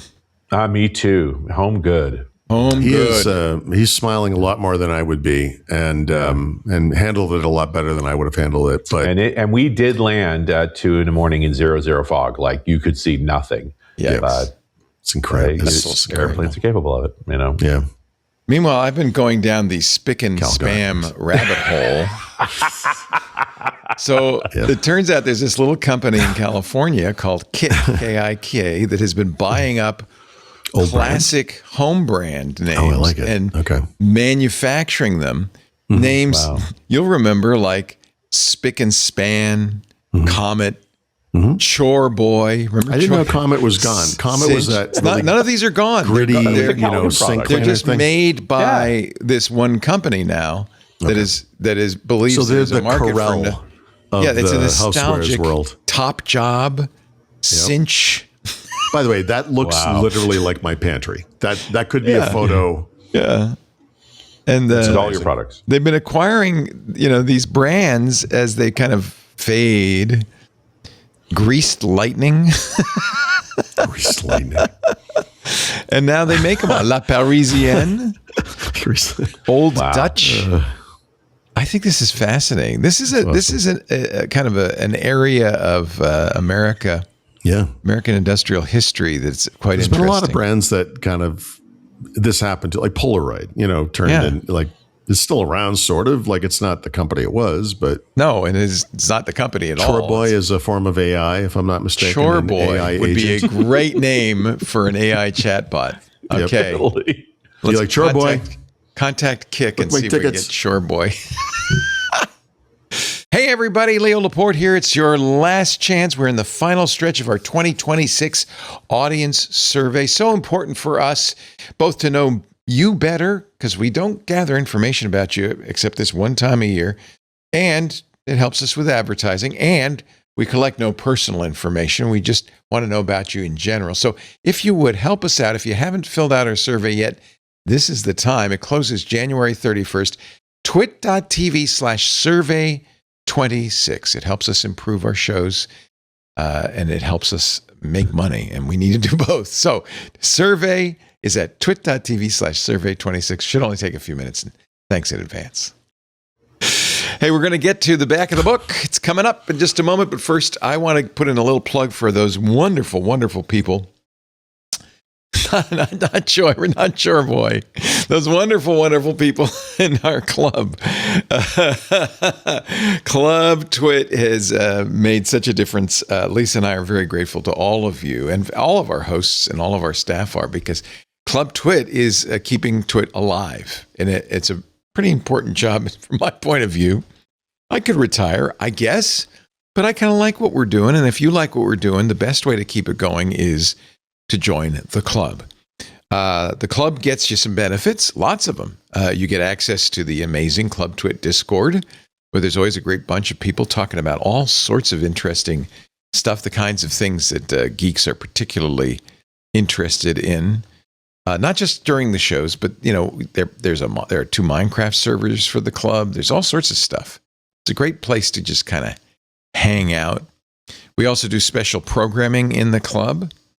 There's your chore boy, hard at work.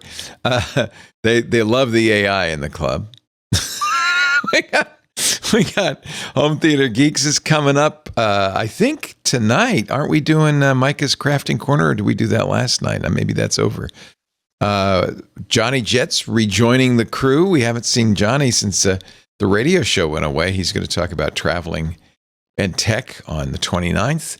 The 30th, Stacy's Book Club, The Heist of Hollow London. Great book. Recommend it. Worth listening to. You still have time to read it or listen to it. We have the AI Users Group. That's the first Friday of every month, and a great place to see people who, like Darren and Lawrence and so many interesting people, Manny, who are using AI to do some very amazing things. Lots of demos in there. It really is like a user group. So that's one of the benefits. You also get ad-free versions of all the shows. That's another benefit. That's a significant benefit. You get the good, warm, fuzzy feeling of knowing that you helped us a lot. I've been saying through last year that 25% of our operating costs came out of the club. It's now going to be more than that because I don't know if you noticed, there were no ads in this show. The ads have gotten kind of scant, and I don't want to be beholden. I don't want to only do stuff that advertisers want us to do. I don't think that's the way to run an editorial operation. We want your support.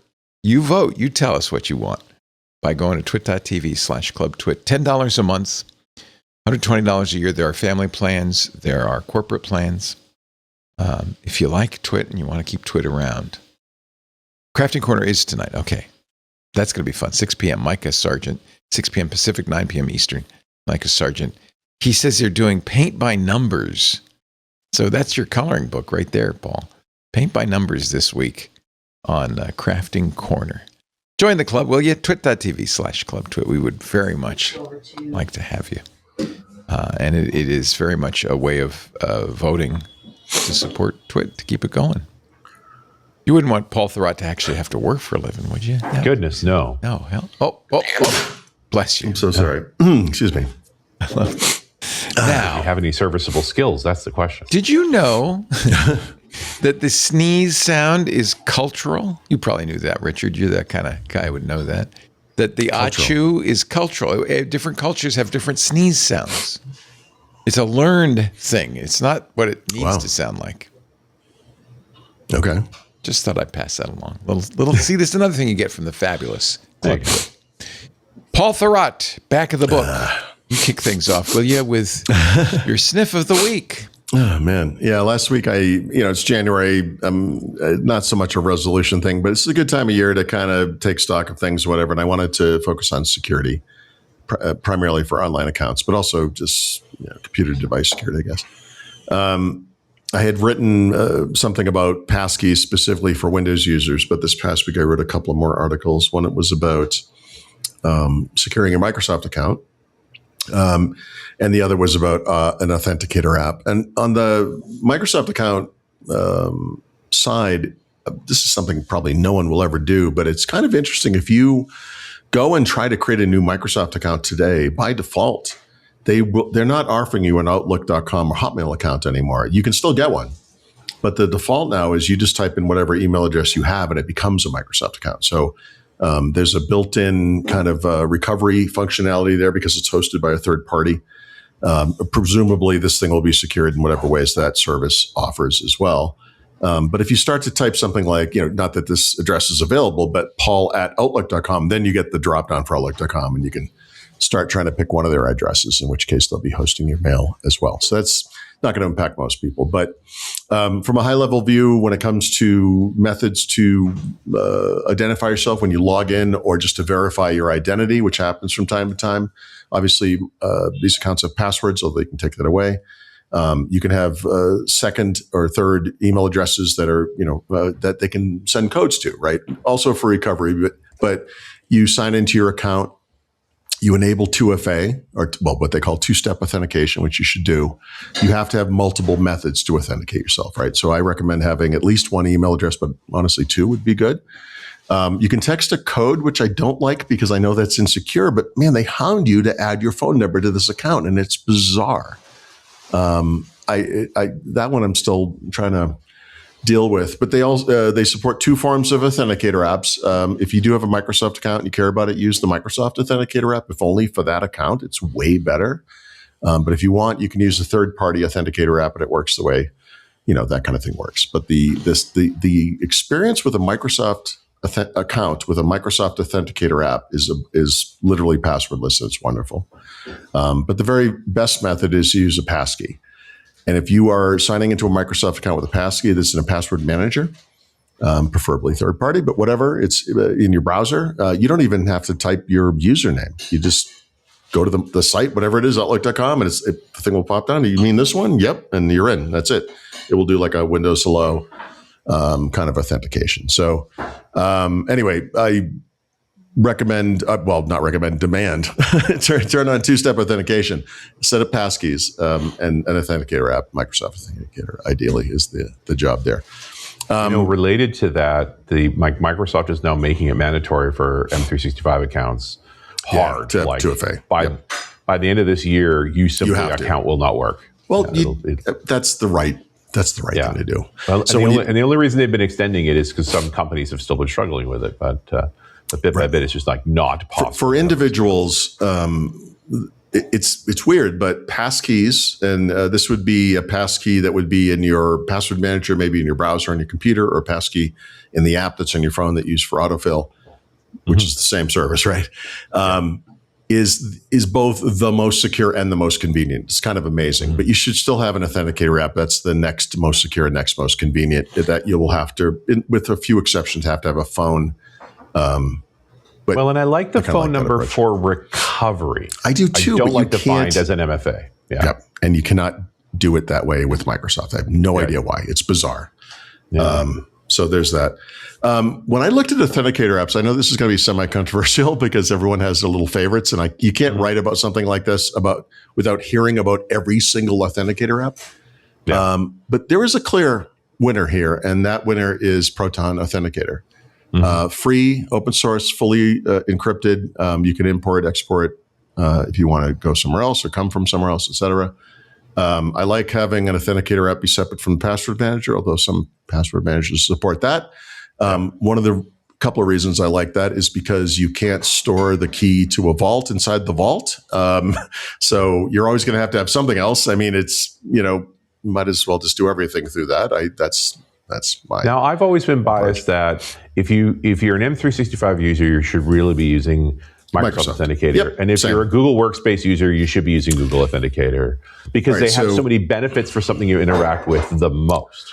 Yeah. So the companies that make have their own identity services, essentially Apple, Google, Microsoft, have their own ways of doing things. So I would say that you are better off using a third-party authenticator app for everything except a Microsoft account. Or if you're in the Apple world, because you have multiple devices, the way they do 2FA is just different. They don't support authenticator apps. Well, and that's always my question is so if I go Proton Authenticator for everything, am I still going to be able to use it for M365? You could have actually both. Stopping me from using it. So I guess that's true. And just not use the other one. Right. So my advice for Microsoft people in Microsoft accounts is have Microsoft Authenticator if just for the Microsoft accounts. Yeah. You can also add it to the Proton or other authenticator app, right? It's not because they do support other authenticators. It still works. You can have both, right? Mm-hmm. If you're a Google guy or you have Google, everyone has a Google account, right? So yes, you could have Google Authenticator. They don't do full encryption though. That's the only problem there. If you have a Gmail app, the Google app, if you're on an iPhone or just the Google Discovery feed on an Android, if you just have Android, right? You can authenticate yourself through that phone's biometrics without the Google Authenticator app, so you don't actually need it. So you can add Google and Microsoft accounts to any authenticator app. You cannot add Apple accounts. It's kind of strange. So I'm actually going to write about Apple and Google. And that was the real question here is like, okay, get it. Microsoft and Google will play well with others to some degree. Yeah. No, they do. I mean, but they have a better experience inside their own ecosystem. So in Microsoft's case, that means the Microsoft Authenticator app, or actually Microsoft Edge would probably do it. I haven't tried that actually, but you want the Microsoft Authenticator app.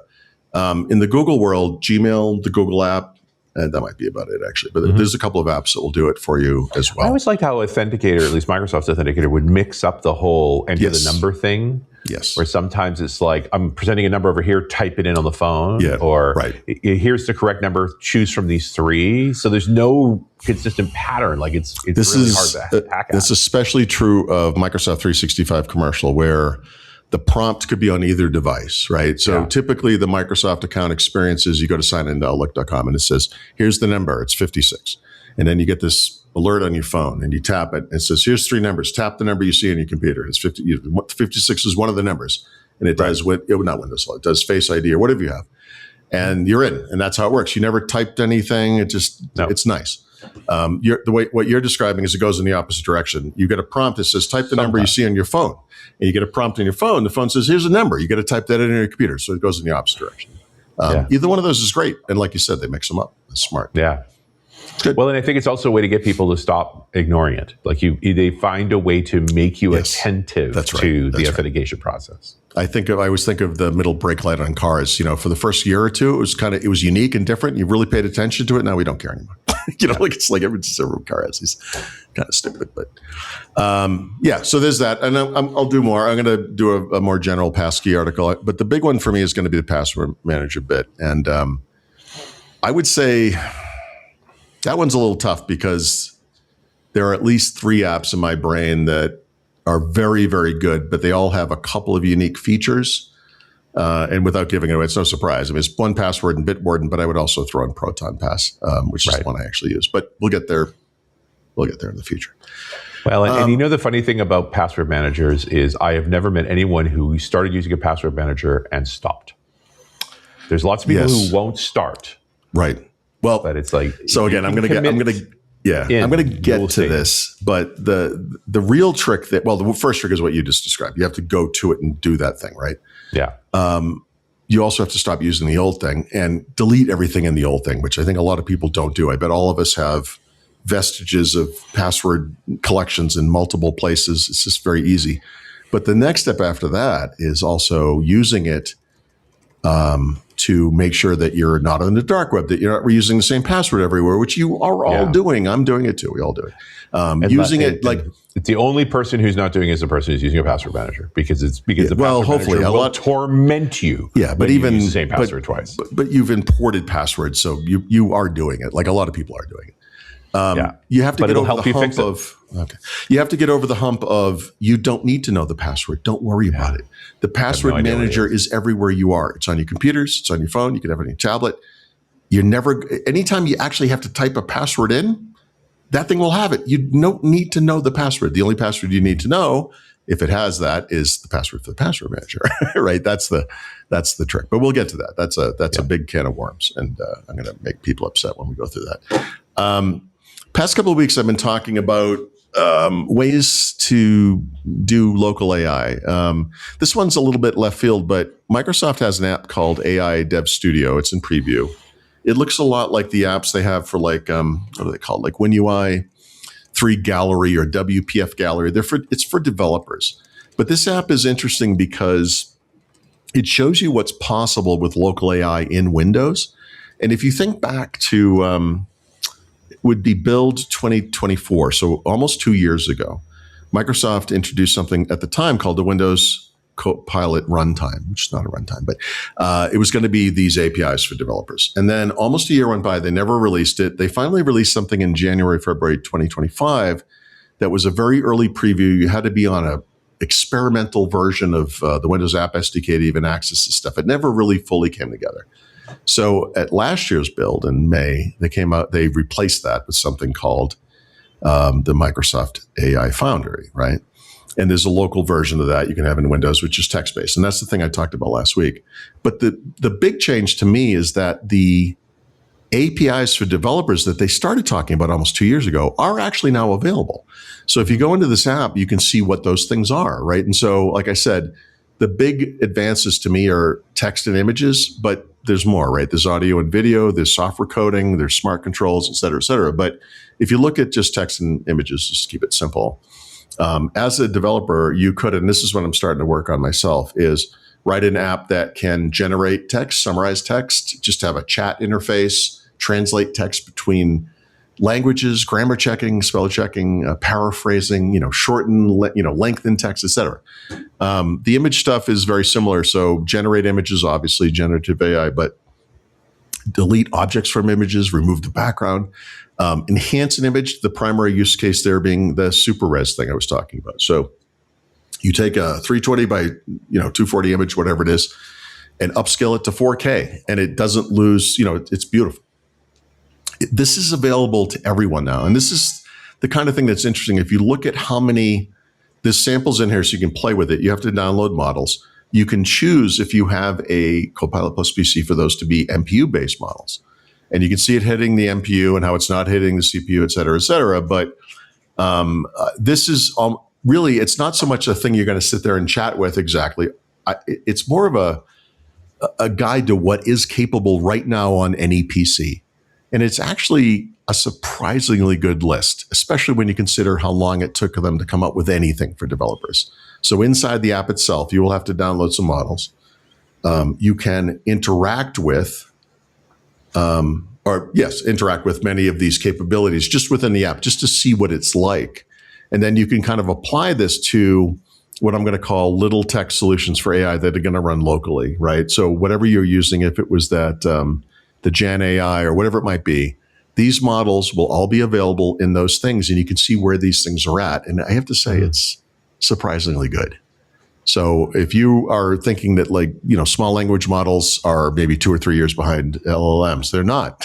they're pretty good. I mean, they are behind, but the capabilities are pretty impressive. So if you're interested in this and you want to see what you'll be doing pretty soon, like with a local AI, or could be doing right now if they support it already, this is a really neat app. It's just it's astonishing how many AI-based capabilities are in there. It's worth looking at. If you care about this stuff, it's worth looking at.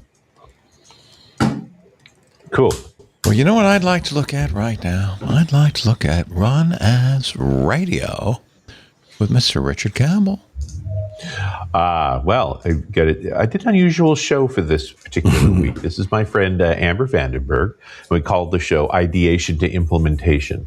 So not a techie show. This is more of a soft skill conversation, but it came from a request from a listener saying, hey, I'm getting presented with these projects, but I can't get my team moving. I can't get buy-in, like that whole problem space of how do you actually get a project started and how do you get it finished? From the political angles of it, often the tech is the easiest part. It's actually getting all the players lined up, making sure you do the right things to show success. Like those are the issues. And so suddenly, we were 35 minutes into a conversation about, that whole idea of how fast you can actually move. We end up in Mythical Man Month and sort of speed of trust conversations. It's like, how do you reach across all those lines to get folks on board and give them a clear starting line, a clear ending line, and a deadline, right? Like each of those parts were important to it. And I really enjoyed the conversation just because it was very coherent on step by step, thinking through the issues to be able to be successful. Often delivering well on a tech doesn't turn into a win for a company. Like if you don't do these other steps to actually show the win in a way that's meaningful to non-technical people, it doesn't matter. Nice. Yeah. RunAs Radio 1020. Yeah. RunAsRadio.com. Well, I think the only thing that's really left is heavy drinking at this point. Totally. And I got a couple of stories related to this particular alcohol. I thought now we left Mexico behind. I would talk about something other than Mexican alcohol, but I was wrong. We had to do a little shopping on our way home before we went home to bring certain gifts for certain people, and I decided to get something unusual in the agave space. I thought I was looking for tequila or mezcal, and I was incorrect. I found something else, completely else, called raicilla. Raicilla? And then when I wanted to understand what the heck that was, I ended up having to dig all the way into what alcohol is about in Mexico, full stop. Because if you unpeel the onion and go all the way down, the agave plant has been important in that region of the world long before it was called Mexico. I mean, literally for centuries. Archaeologists have found evidence of the agave plant being used 9,000 years ago. So, and not just for alcohol, obviously. The agave is a very versatile plant. It is quite edible. The flowers, the leaves, the stalks, all edible food. The worms on it, and this, we're talking about the tequila worms, which is not actually a worm at all. It's a larva of a moth that is a destructive pest to it, but also apparently delicious. And so is a mentioned eaten food again, literally for millennia. And by the way, never found in tequila. You will occasionally find it in mezcal. It is a gimmick. There is no reason for it. Yes, you can eat them if you can handle the gross out factor or not. It's not a big deal. The fibers in agave are incredibly robust. They make clothing out of them. They make fishnets out of them. They make rope out of them. The thorns are sharp and sturdy and good for sewing. And to the point where in the Aztec mythology, the Mexica group, there is a god of fertility and nourishment called Mahayul, who is literally this inspiritation of the agave plant.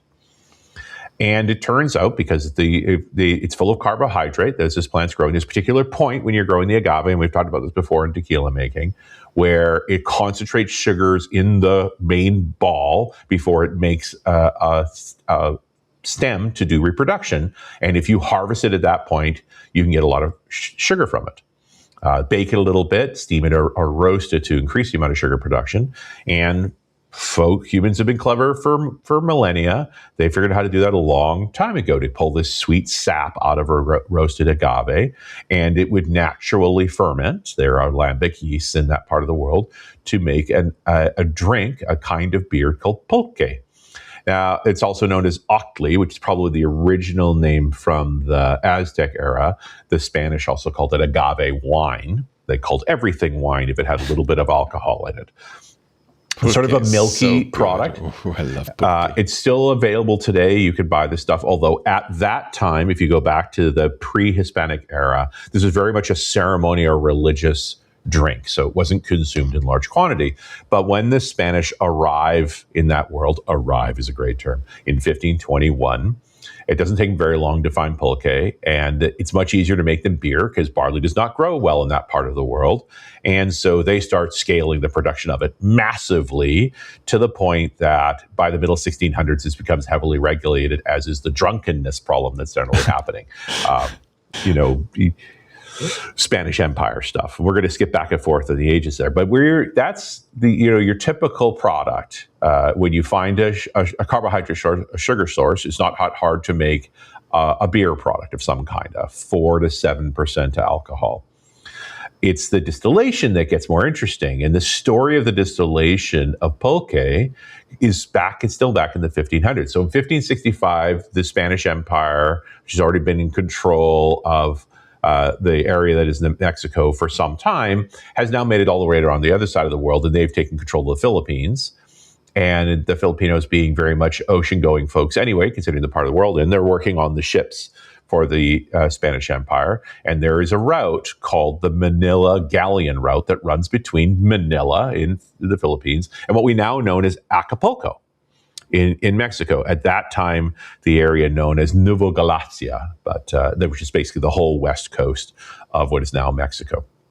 And plenty of the Filipinos, as they make it across the Pacific Ocean, which is in that era, you're talking the 1500s, that era, it's a very easy to die journeying across the Pacific Ocean. So when the Filipinos make it to New Galicia, they're not inclined to go back on that ship again, and they just sort of disappear and integrate into the society of the time. And they also bring a bunch of the products from the other side of the world. So the reason that they're integrated into Mexican culture is things like tamarind and rice and mango and coconut. All comes from the Filipinos coming in on the Manila galleons.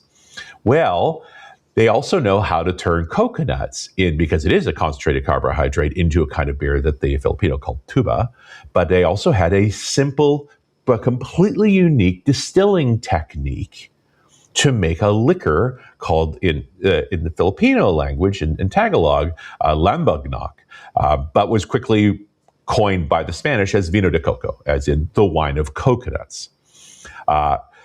In the area that we now know as Colima, which is again a very old name in and around Jalisco, there's a record from a governor from 1631 talking about 262,000 liters of vino de coca being produced. So that's a lot of booze.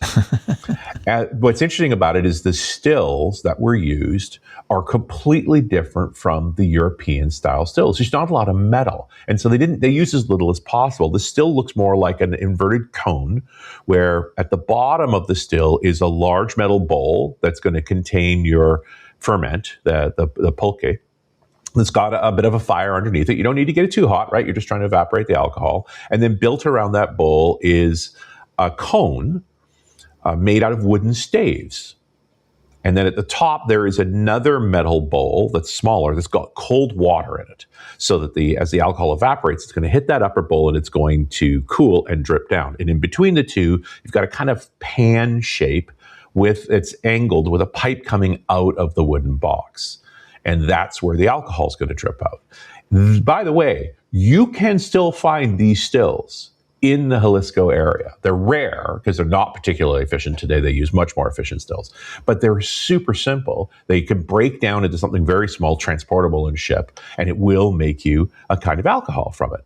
And so it appears that the first time that agave sap or pulque gets distilled is because of these Filipino stills. And that product made from the distilled pulque is called mezcal, almost from the outset. They invented mezcal. They brought the distillation technique that turned this ceremonial beer product of the Aztecs into a 30-40% alcohol, a single stage sort of lambic distillation. And we've talked about this before, that all agave spirits are generally known as mezcals, and that was always true. The Spanish called it vino de mezcal. And so, but there's lots of different kinds of agave, and they grow in different regions, different climate zones, and so forth. And so as different regions got good at making mezcal, you started using the region name as part of the name of the product. So if you go up into the Sonora, the northern part of mezcal, today you can buy an alcohol called Bacanora, which is from a town in Sonora called Bacanora, which happens to be on the Bacanora River, because original naming. And this product was originally known as Vino de Mezcal de Bacanora. Pretty simple. Today we just call it Bacanora. And what made it distinct? It used an unusual form of agave angustifolia, also known as the Maguey pacifica.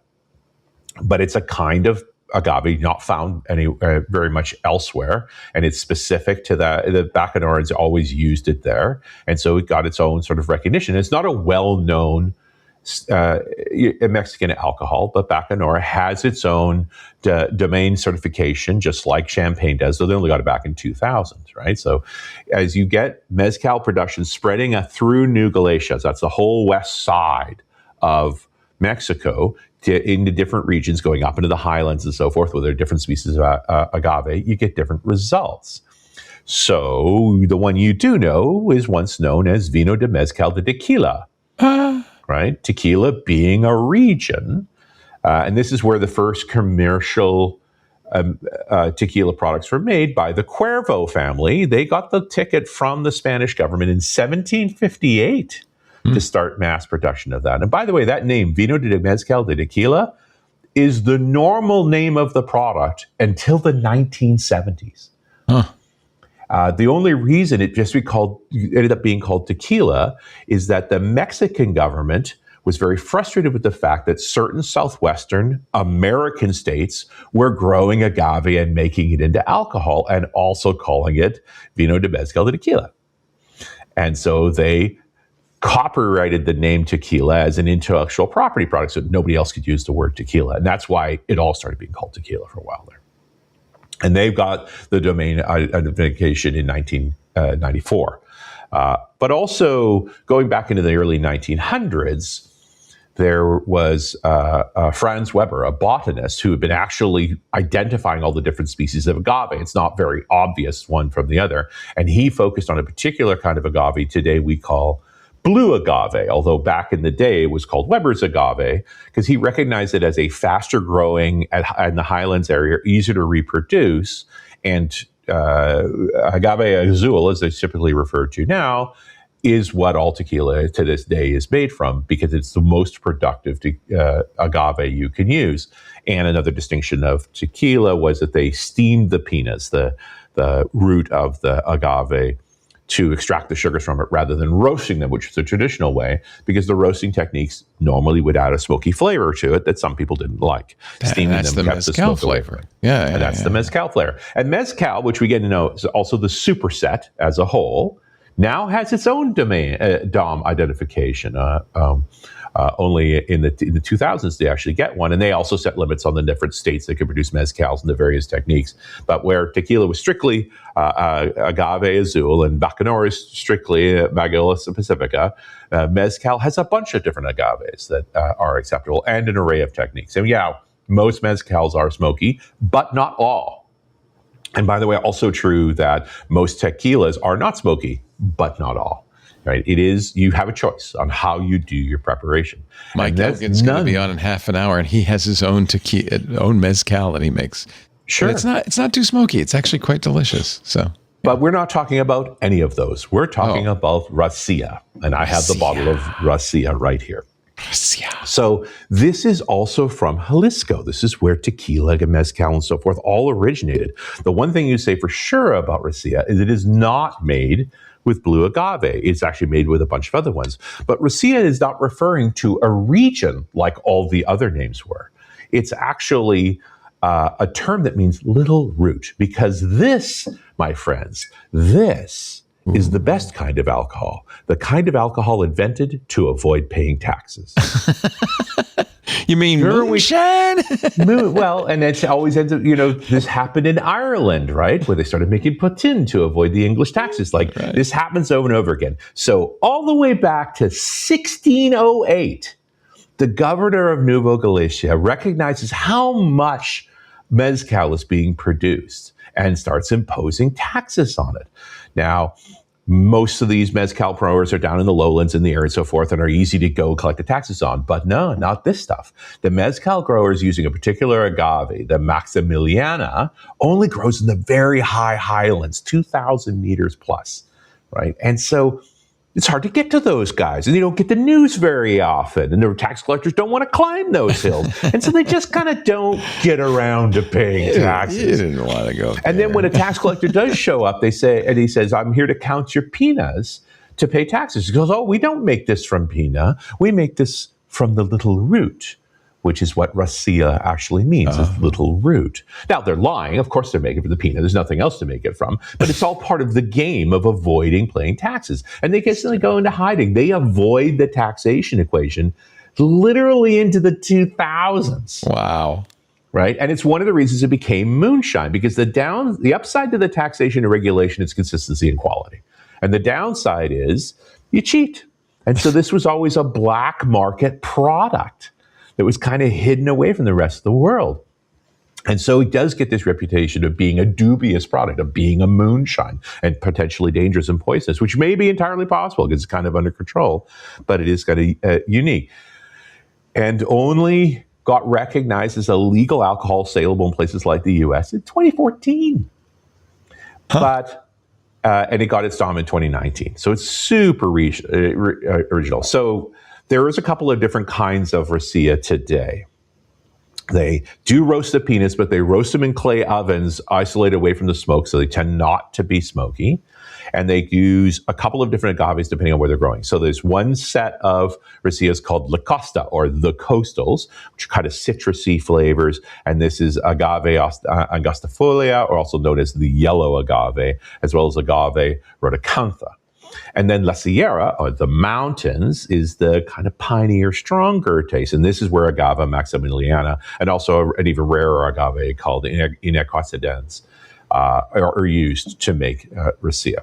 And so this particular one we found this is the Anastasia Distillery, which is in La Estancia de Landos, which is over a kilometer above sea level in the Jalisco footlands, where they use agave maximilia, and which grown even higher up in the Sierra Madres. And it grows a lot slower there. So you're technically talking at least 8 years before the agave is ready to flower and makes that sugar concentration that makes it worthwhile to harvest. And then they roast it very slowly over 2 days, so 48 hours plus, before they do the fermentation. And for this particular one, for Estancia, they actually do their fermentation in old Jack Daniels barrels, which I love. They're not aging it, right? This is a Blanco, right? There's no color to this, but it is fermented there and then later distilled. And they use lambic still, so more the European single stage still, although they do a double distillation. There's another name that goes around for this, which is called Mexican gin. Does it taste like gin? Well, that's the point. It's very botanical and sort of green flavor. You know, it's not got that burn. It doesn't have the pepper note you're used to with tequila. It turns out that's really from agave azul. The Maximiliana doesn't have that. So there's all these flavors that are very regional. Now, I mean, traditionally a gin is a high distillation that's then you soak botanicals in it. There's been no botanicals added to it, but there's all these botanical flavors in this. It's just a natural byproduct of the kind of agave. Now, this product is so weird. People don't know anything about it. It makes no sense that it's around anywhere. And yet, you can buy it at specialty stores in the U.S. And for $50. It's not even especially expensive because it's not famous. It's not heavily marketed. Yeah. And I tell this story because I was so upset about last week's story about the Don Julio 70 and the Cristalino and like that was upsetting. I didn't dare tell Lisa. The perversion of tequila, right? Like the disruption of tequila. And then I run into this, and it's the simplest, most honest manifestation of agave in a whole area you didn't know about. That's always gone on. This product's been made for hundreds of years. It's just been kept away from the public until literally the last 20 years. Wow. And now it's starting to emerge. And there's only a handful of them, but you can get it. You know, you got a friend who's a tequila fan. You get him this. And this is exactly what we did. We got this bottle for our builder, the folks that work on the other house. We wanted to give him something nice, and we know he likes tequila. It's like I brought him a sip. It's like a gin you would drink neat.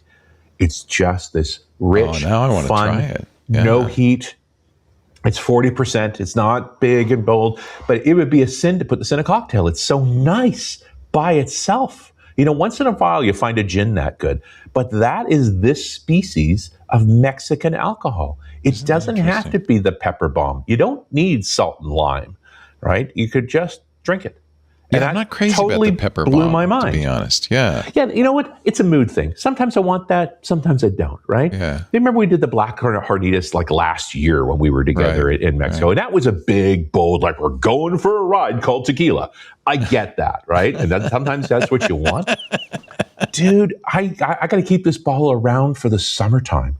I want 2 ice cubes in this and a couple of fingers, and I'm going to sit on my deck and watch the dolphins do their thing and drink this lovely drink the same way I would like a G&T. This looks incredible. I'm just want blown to try away. it. So surprised. Ricea, Raicilla, Ricea. That's right. Very And nice. just, yeah. And I'm just glad to have, when I started putting this together, I realized it's such a good news story about the thing I've always liked about this gig we're doing. Telling about craftsmen making an interesting product from the ingredients in their region. And so the big industry has come and destroyed tequila, in my opinion. From what we talked about last year, like, tequila's kind of broken. Yeah. But agave's not. Agave's just fine. Not. Yeah. Agave's not broken. Ladies and gentlemen, as I rearrange the tiles, it is, this concludes another thrilling, gripping edition of Windows Weekly. Yeah. This is definitely not a brown liquor at all, but I'm making an exception. It's normally crystal I would. clear. It's crystal clear. I wonder, it's a Blanco. you wouldn't want to put it in a margarita, I guess. You'd lose out a bunch of things. The lime would overwhelm it. Right? Yeah. But Lisa might like it. I have to get a bottle of this. If you've ever met a really nice gin where you just drank it on its own with an ice cube. Yeah. Yeah. This is that. I'm That's going to go down exactly to what this Bevmo, was. see what they've got. You're not going to find it at Bevmo. You're going to have to go to a specialty tequila retailer. Oh, okay. Okay. But there's one around. Just like there's always a specialty whiskey shop. Yeah. You go to a nice tequila place, you ask for a Riccia, and the guy behind the counter who runs the place will be delighted you asked. Because you didn't just ask for Jose Cuervo, right? Like you went and got something so very Mexican, right? Really unique agave alcohol. All learned something here today. Yeah. I hope you do. You'll find Richard Campbell at runasradio.com. And if you want to see all of the whiskey liquor tip picks, we've made a YouTube playlist at it. So, what is it? Something weird from my closet. Something weird from my closet.com. Yeah. That's the link. You go there and you will find a lot of stuff. How many? Kevin's been putting these together. The last one was posted on the 12th, so we're at 111. Wow. That's a lot of drinking. Well, you know, I do my best. Do you know the great thing about bringing a bottle like this home? I was for work. It's for work. By the way, this bottle flew home with us yesterday, and it leaked. It was a brand new sealed bottle, and it was fully bubble wrapped, and then in a bag, and all of it was wet. We lost maybe an ounce or two from it. This is synthetic cork in this particular bottle, and that's not that uncommon with synthetic corks. As the pressure went down on the flight, push the cork up, and a little bit of the liquid leaked out. I always wrap these things and pad them. Like, it's not that easy to break. This bottle is pretty resistant. But what I didn't do, and I normally do, is I always take an old dirty T-shirt and wrap it around the whole package as well. So that will soak up any. You don't want it into your bag, right? You call it the airline's share. Yeah. Because I actually brought Plus, two your clothes smell great. Yeah. Yeah. It's exactly that. As I got down to the part of the bag, I'm like, oh, no, I smell alcohol. I shouldn't be able to smell that. Yeah, exactly. Smells like roots. Uh-oh. So, that's not good. Richard Campbell's at runasradio.com. That's where you'll also find .NET Rocks, a show he does with his good friend Carl Franklin. Paul Thurrott is at thurrott.com. Now, I just went there, and you have a new premium subscription service. That explains what was going on last week on the website. So that's all set up, but you do need to re-enroll as a premium member, which I will do, and then discontinue your old subscription so you don't get charged twice. You talking about me? Yeah. Yeah. Your site. So we're starting to do that transition. Sorry, I thought you meant him. I'm like, I don't think talking about me? Talking about me? Yes. So it's going to be much better for everybody, even though you have to take a couple of steps, because it will be self-service. So nice. Plus we'll be able to tell you ahead of time, hey, this is going to resubscribe. So if that's not what you want, you can cancel it. This has been a big problem for us. Yeah. So. I count on that. Yeah. Yeah, it's good. Well, good. So thurrott.com. You can find his books at leanpub.com, including the Field Guide to Windows 11 and Windows Everywhere. And you'll find them right here every Wednesday morning, 11 a.m. Pacific. That's 1300 UTC. That's 1900. I'm sorry, 1300 Eastern, 1900 UTC. I mentioned that because you can watch us do it live. Get the freshest version of the show if you watch live at those times. For the club, we stream into the Discord. But I think even club members like to watch on YouTube or Twitch or X.com or Facebook or LinkedIn or Kick. It's on all of those platforms. Pick the one you like. If you chat, I will see the chat because I have a unified chat interface that lets me see everybody's comments. That's very nice. Thank you. We appreciate everybody in there. Hello. What else? After the fact, on-demand versions of the show available at our website, twit.tv/WW. There's audio there and video. There's also a YouTube channel with the video, and you can use that to share clips. Always a nice thing to do. And as I mentioned, there's also that, Richard Campbell, 111 whiskeys. And counting. And more coming all the time. Thank you, Kevin King. He works hard on that. I didn't realize there were that many. That's awesome. Finally, the best way to get it, subscribe in your favorite podcast client. That way you get it automatically as soon as it's available. And if you do subscribe in Pocket Casts or Apple's Podcasts or Overcast or whatever you use, if it has a review section, leave us a nice review. Tell the world about this fabulous show. Cannot believe Richard got home for this show. I was 100% positive. There was. Did you get in just this morning or? Yep. Yeah. Wow. Yeah, no, we got to the apartment at 2:30 in the morning. We're asleep by 3, up at 5:30 on the 7:30 ferry to get here by 9:30. And then I had an hour and a half good. to get this rig set up and running. I was thinking if you even got to Vancouver, maybe you do it from a friend's house or something. But the fact that you actually got to your home is pretty impressive. Actually, really impressive. Yeah. And now it's time for a boathouse nap, I would think. I got to run the She Who Must Be Obeyed down for a little oral surgery, which is the other reason we were hurrying home, is that had to get done and didn't want to reschedule. I hate that one. Yeah. Well, wish her the best. And you too. She's excited to get it done. It's been coming for a while. Yeah. I know that feeling. The teeth start to fail.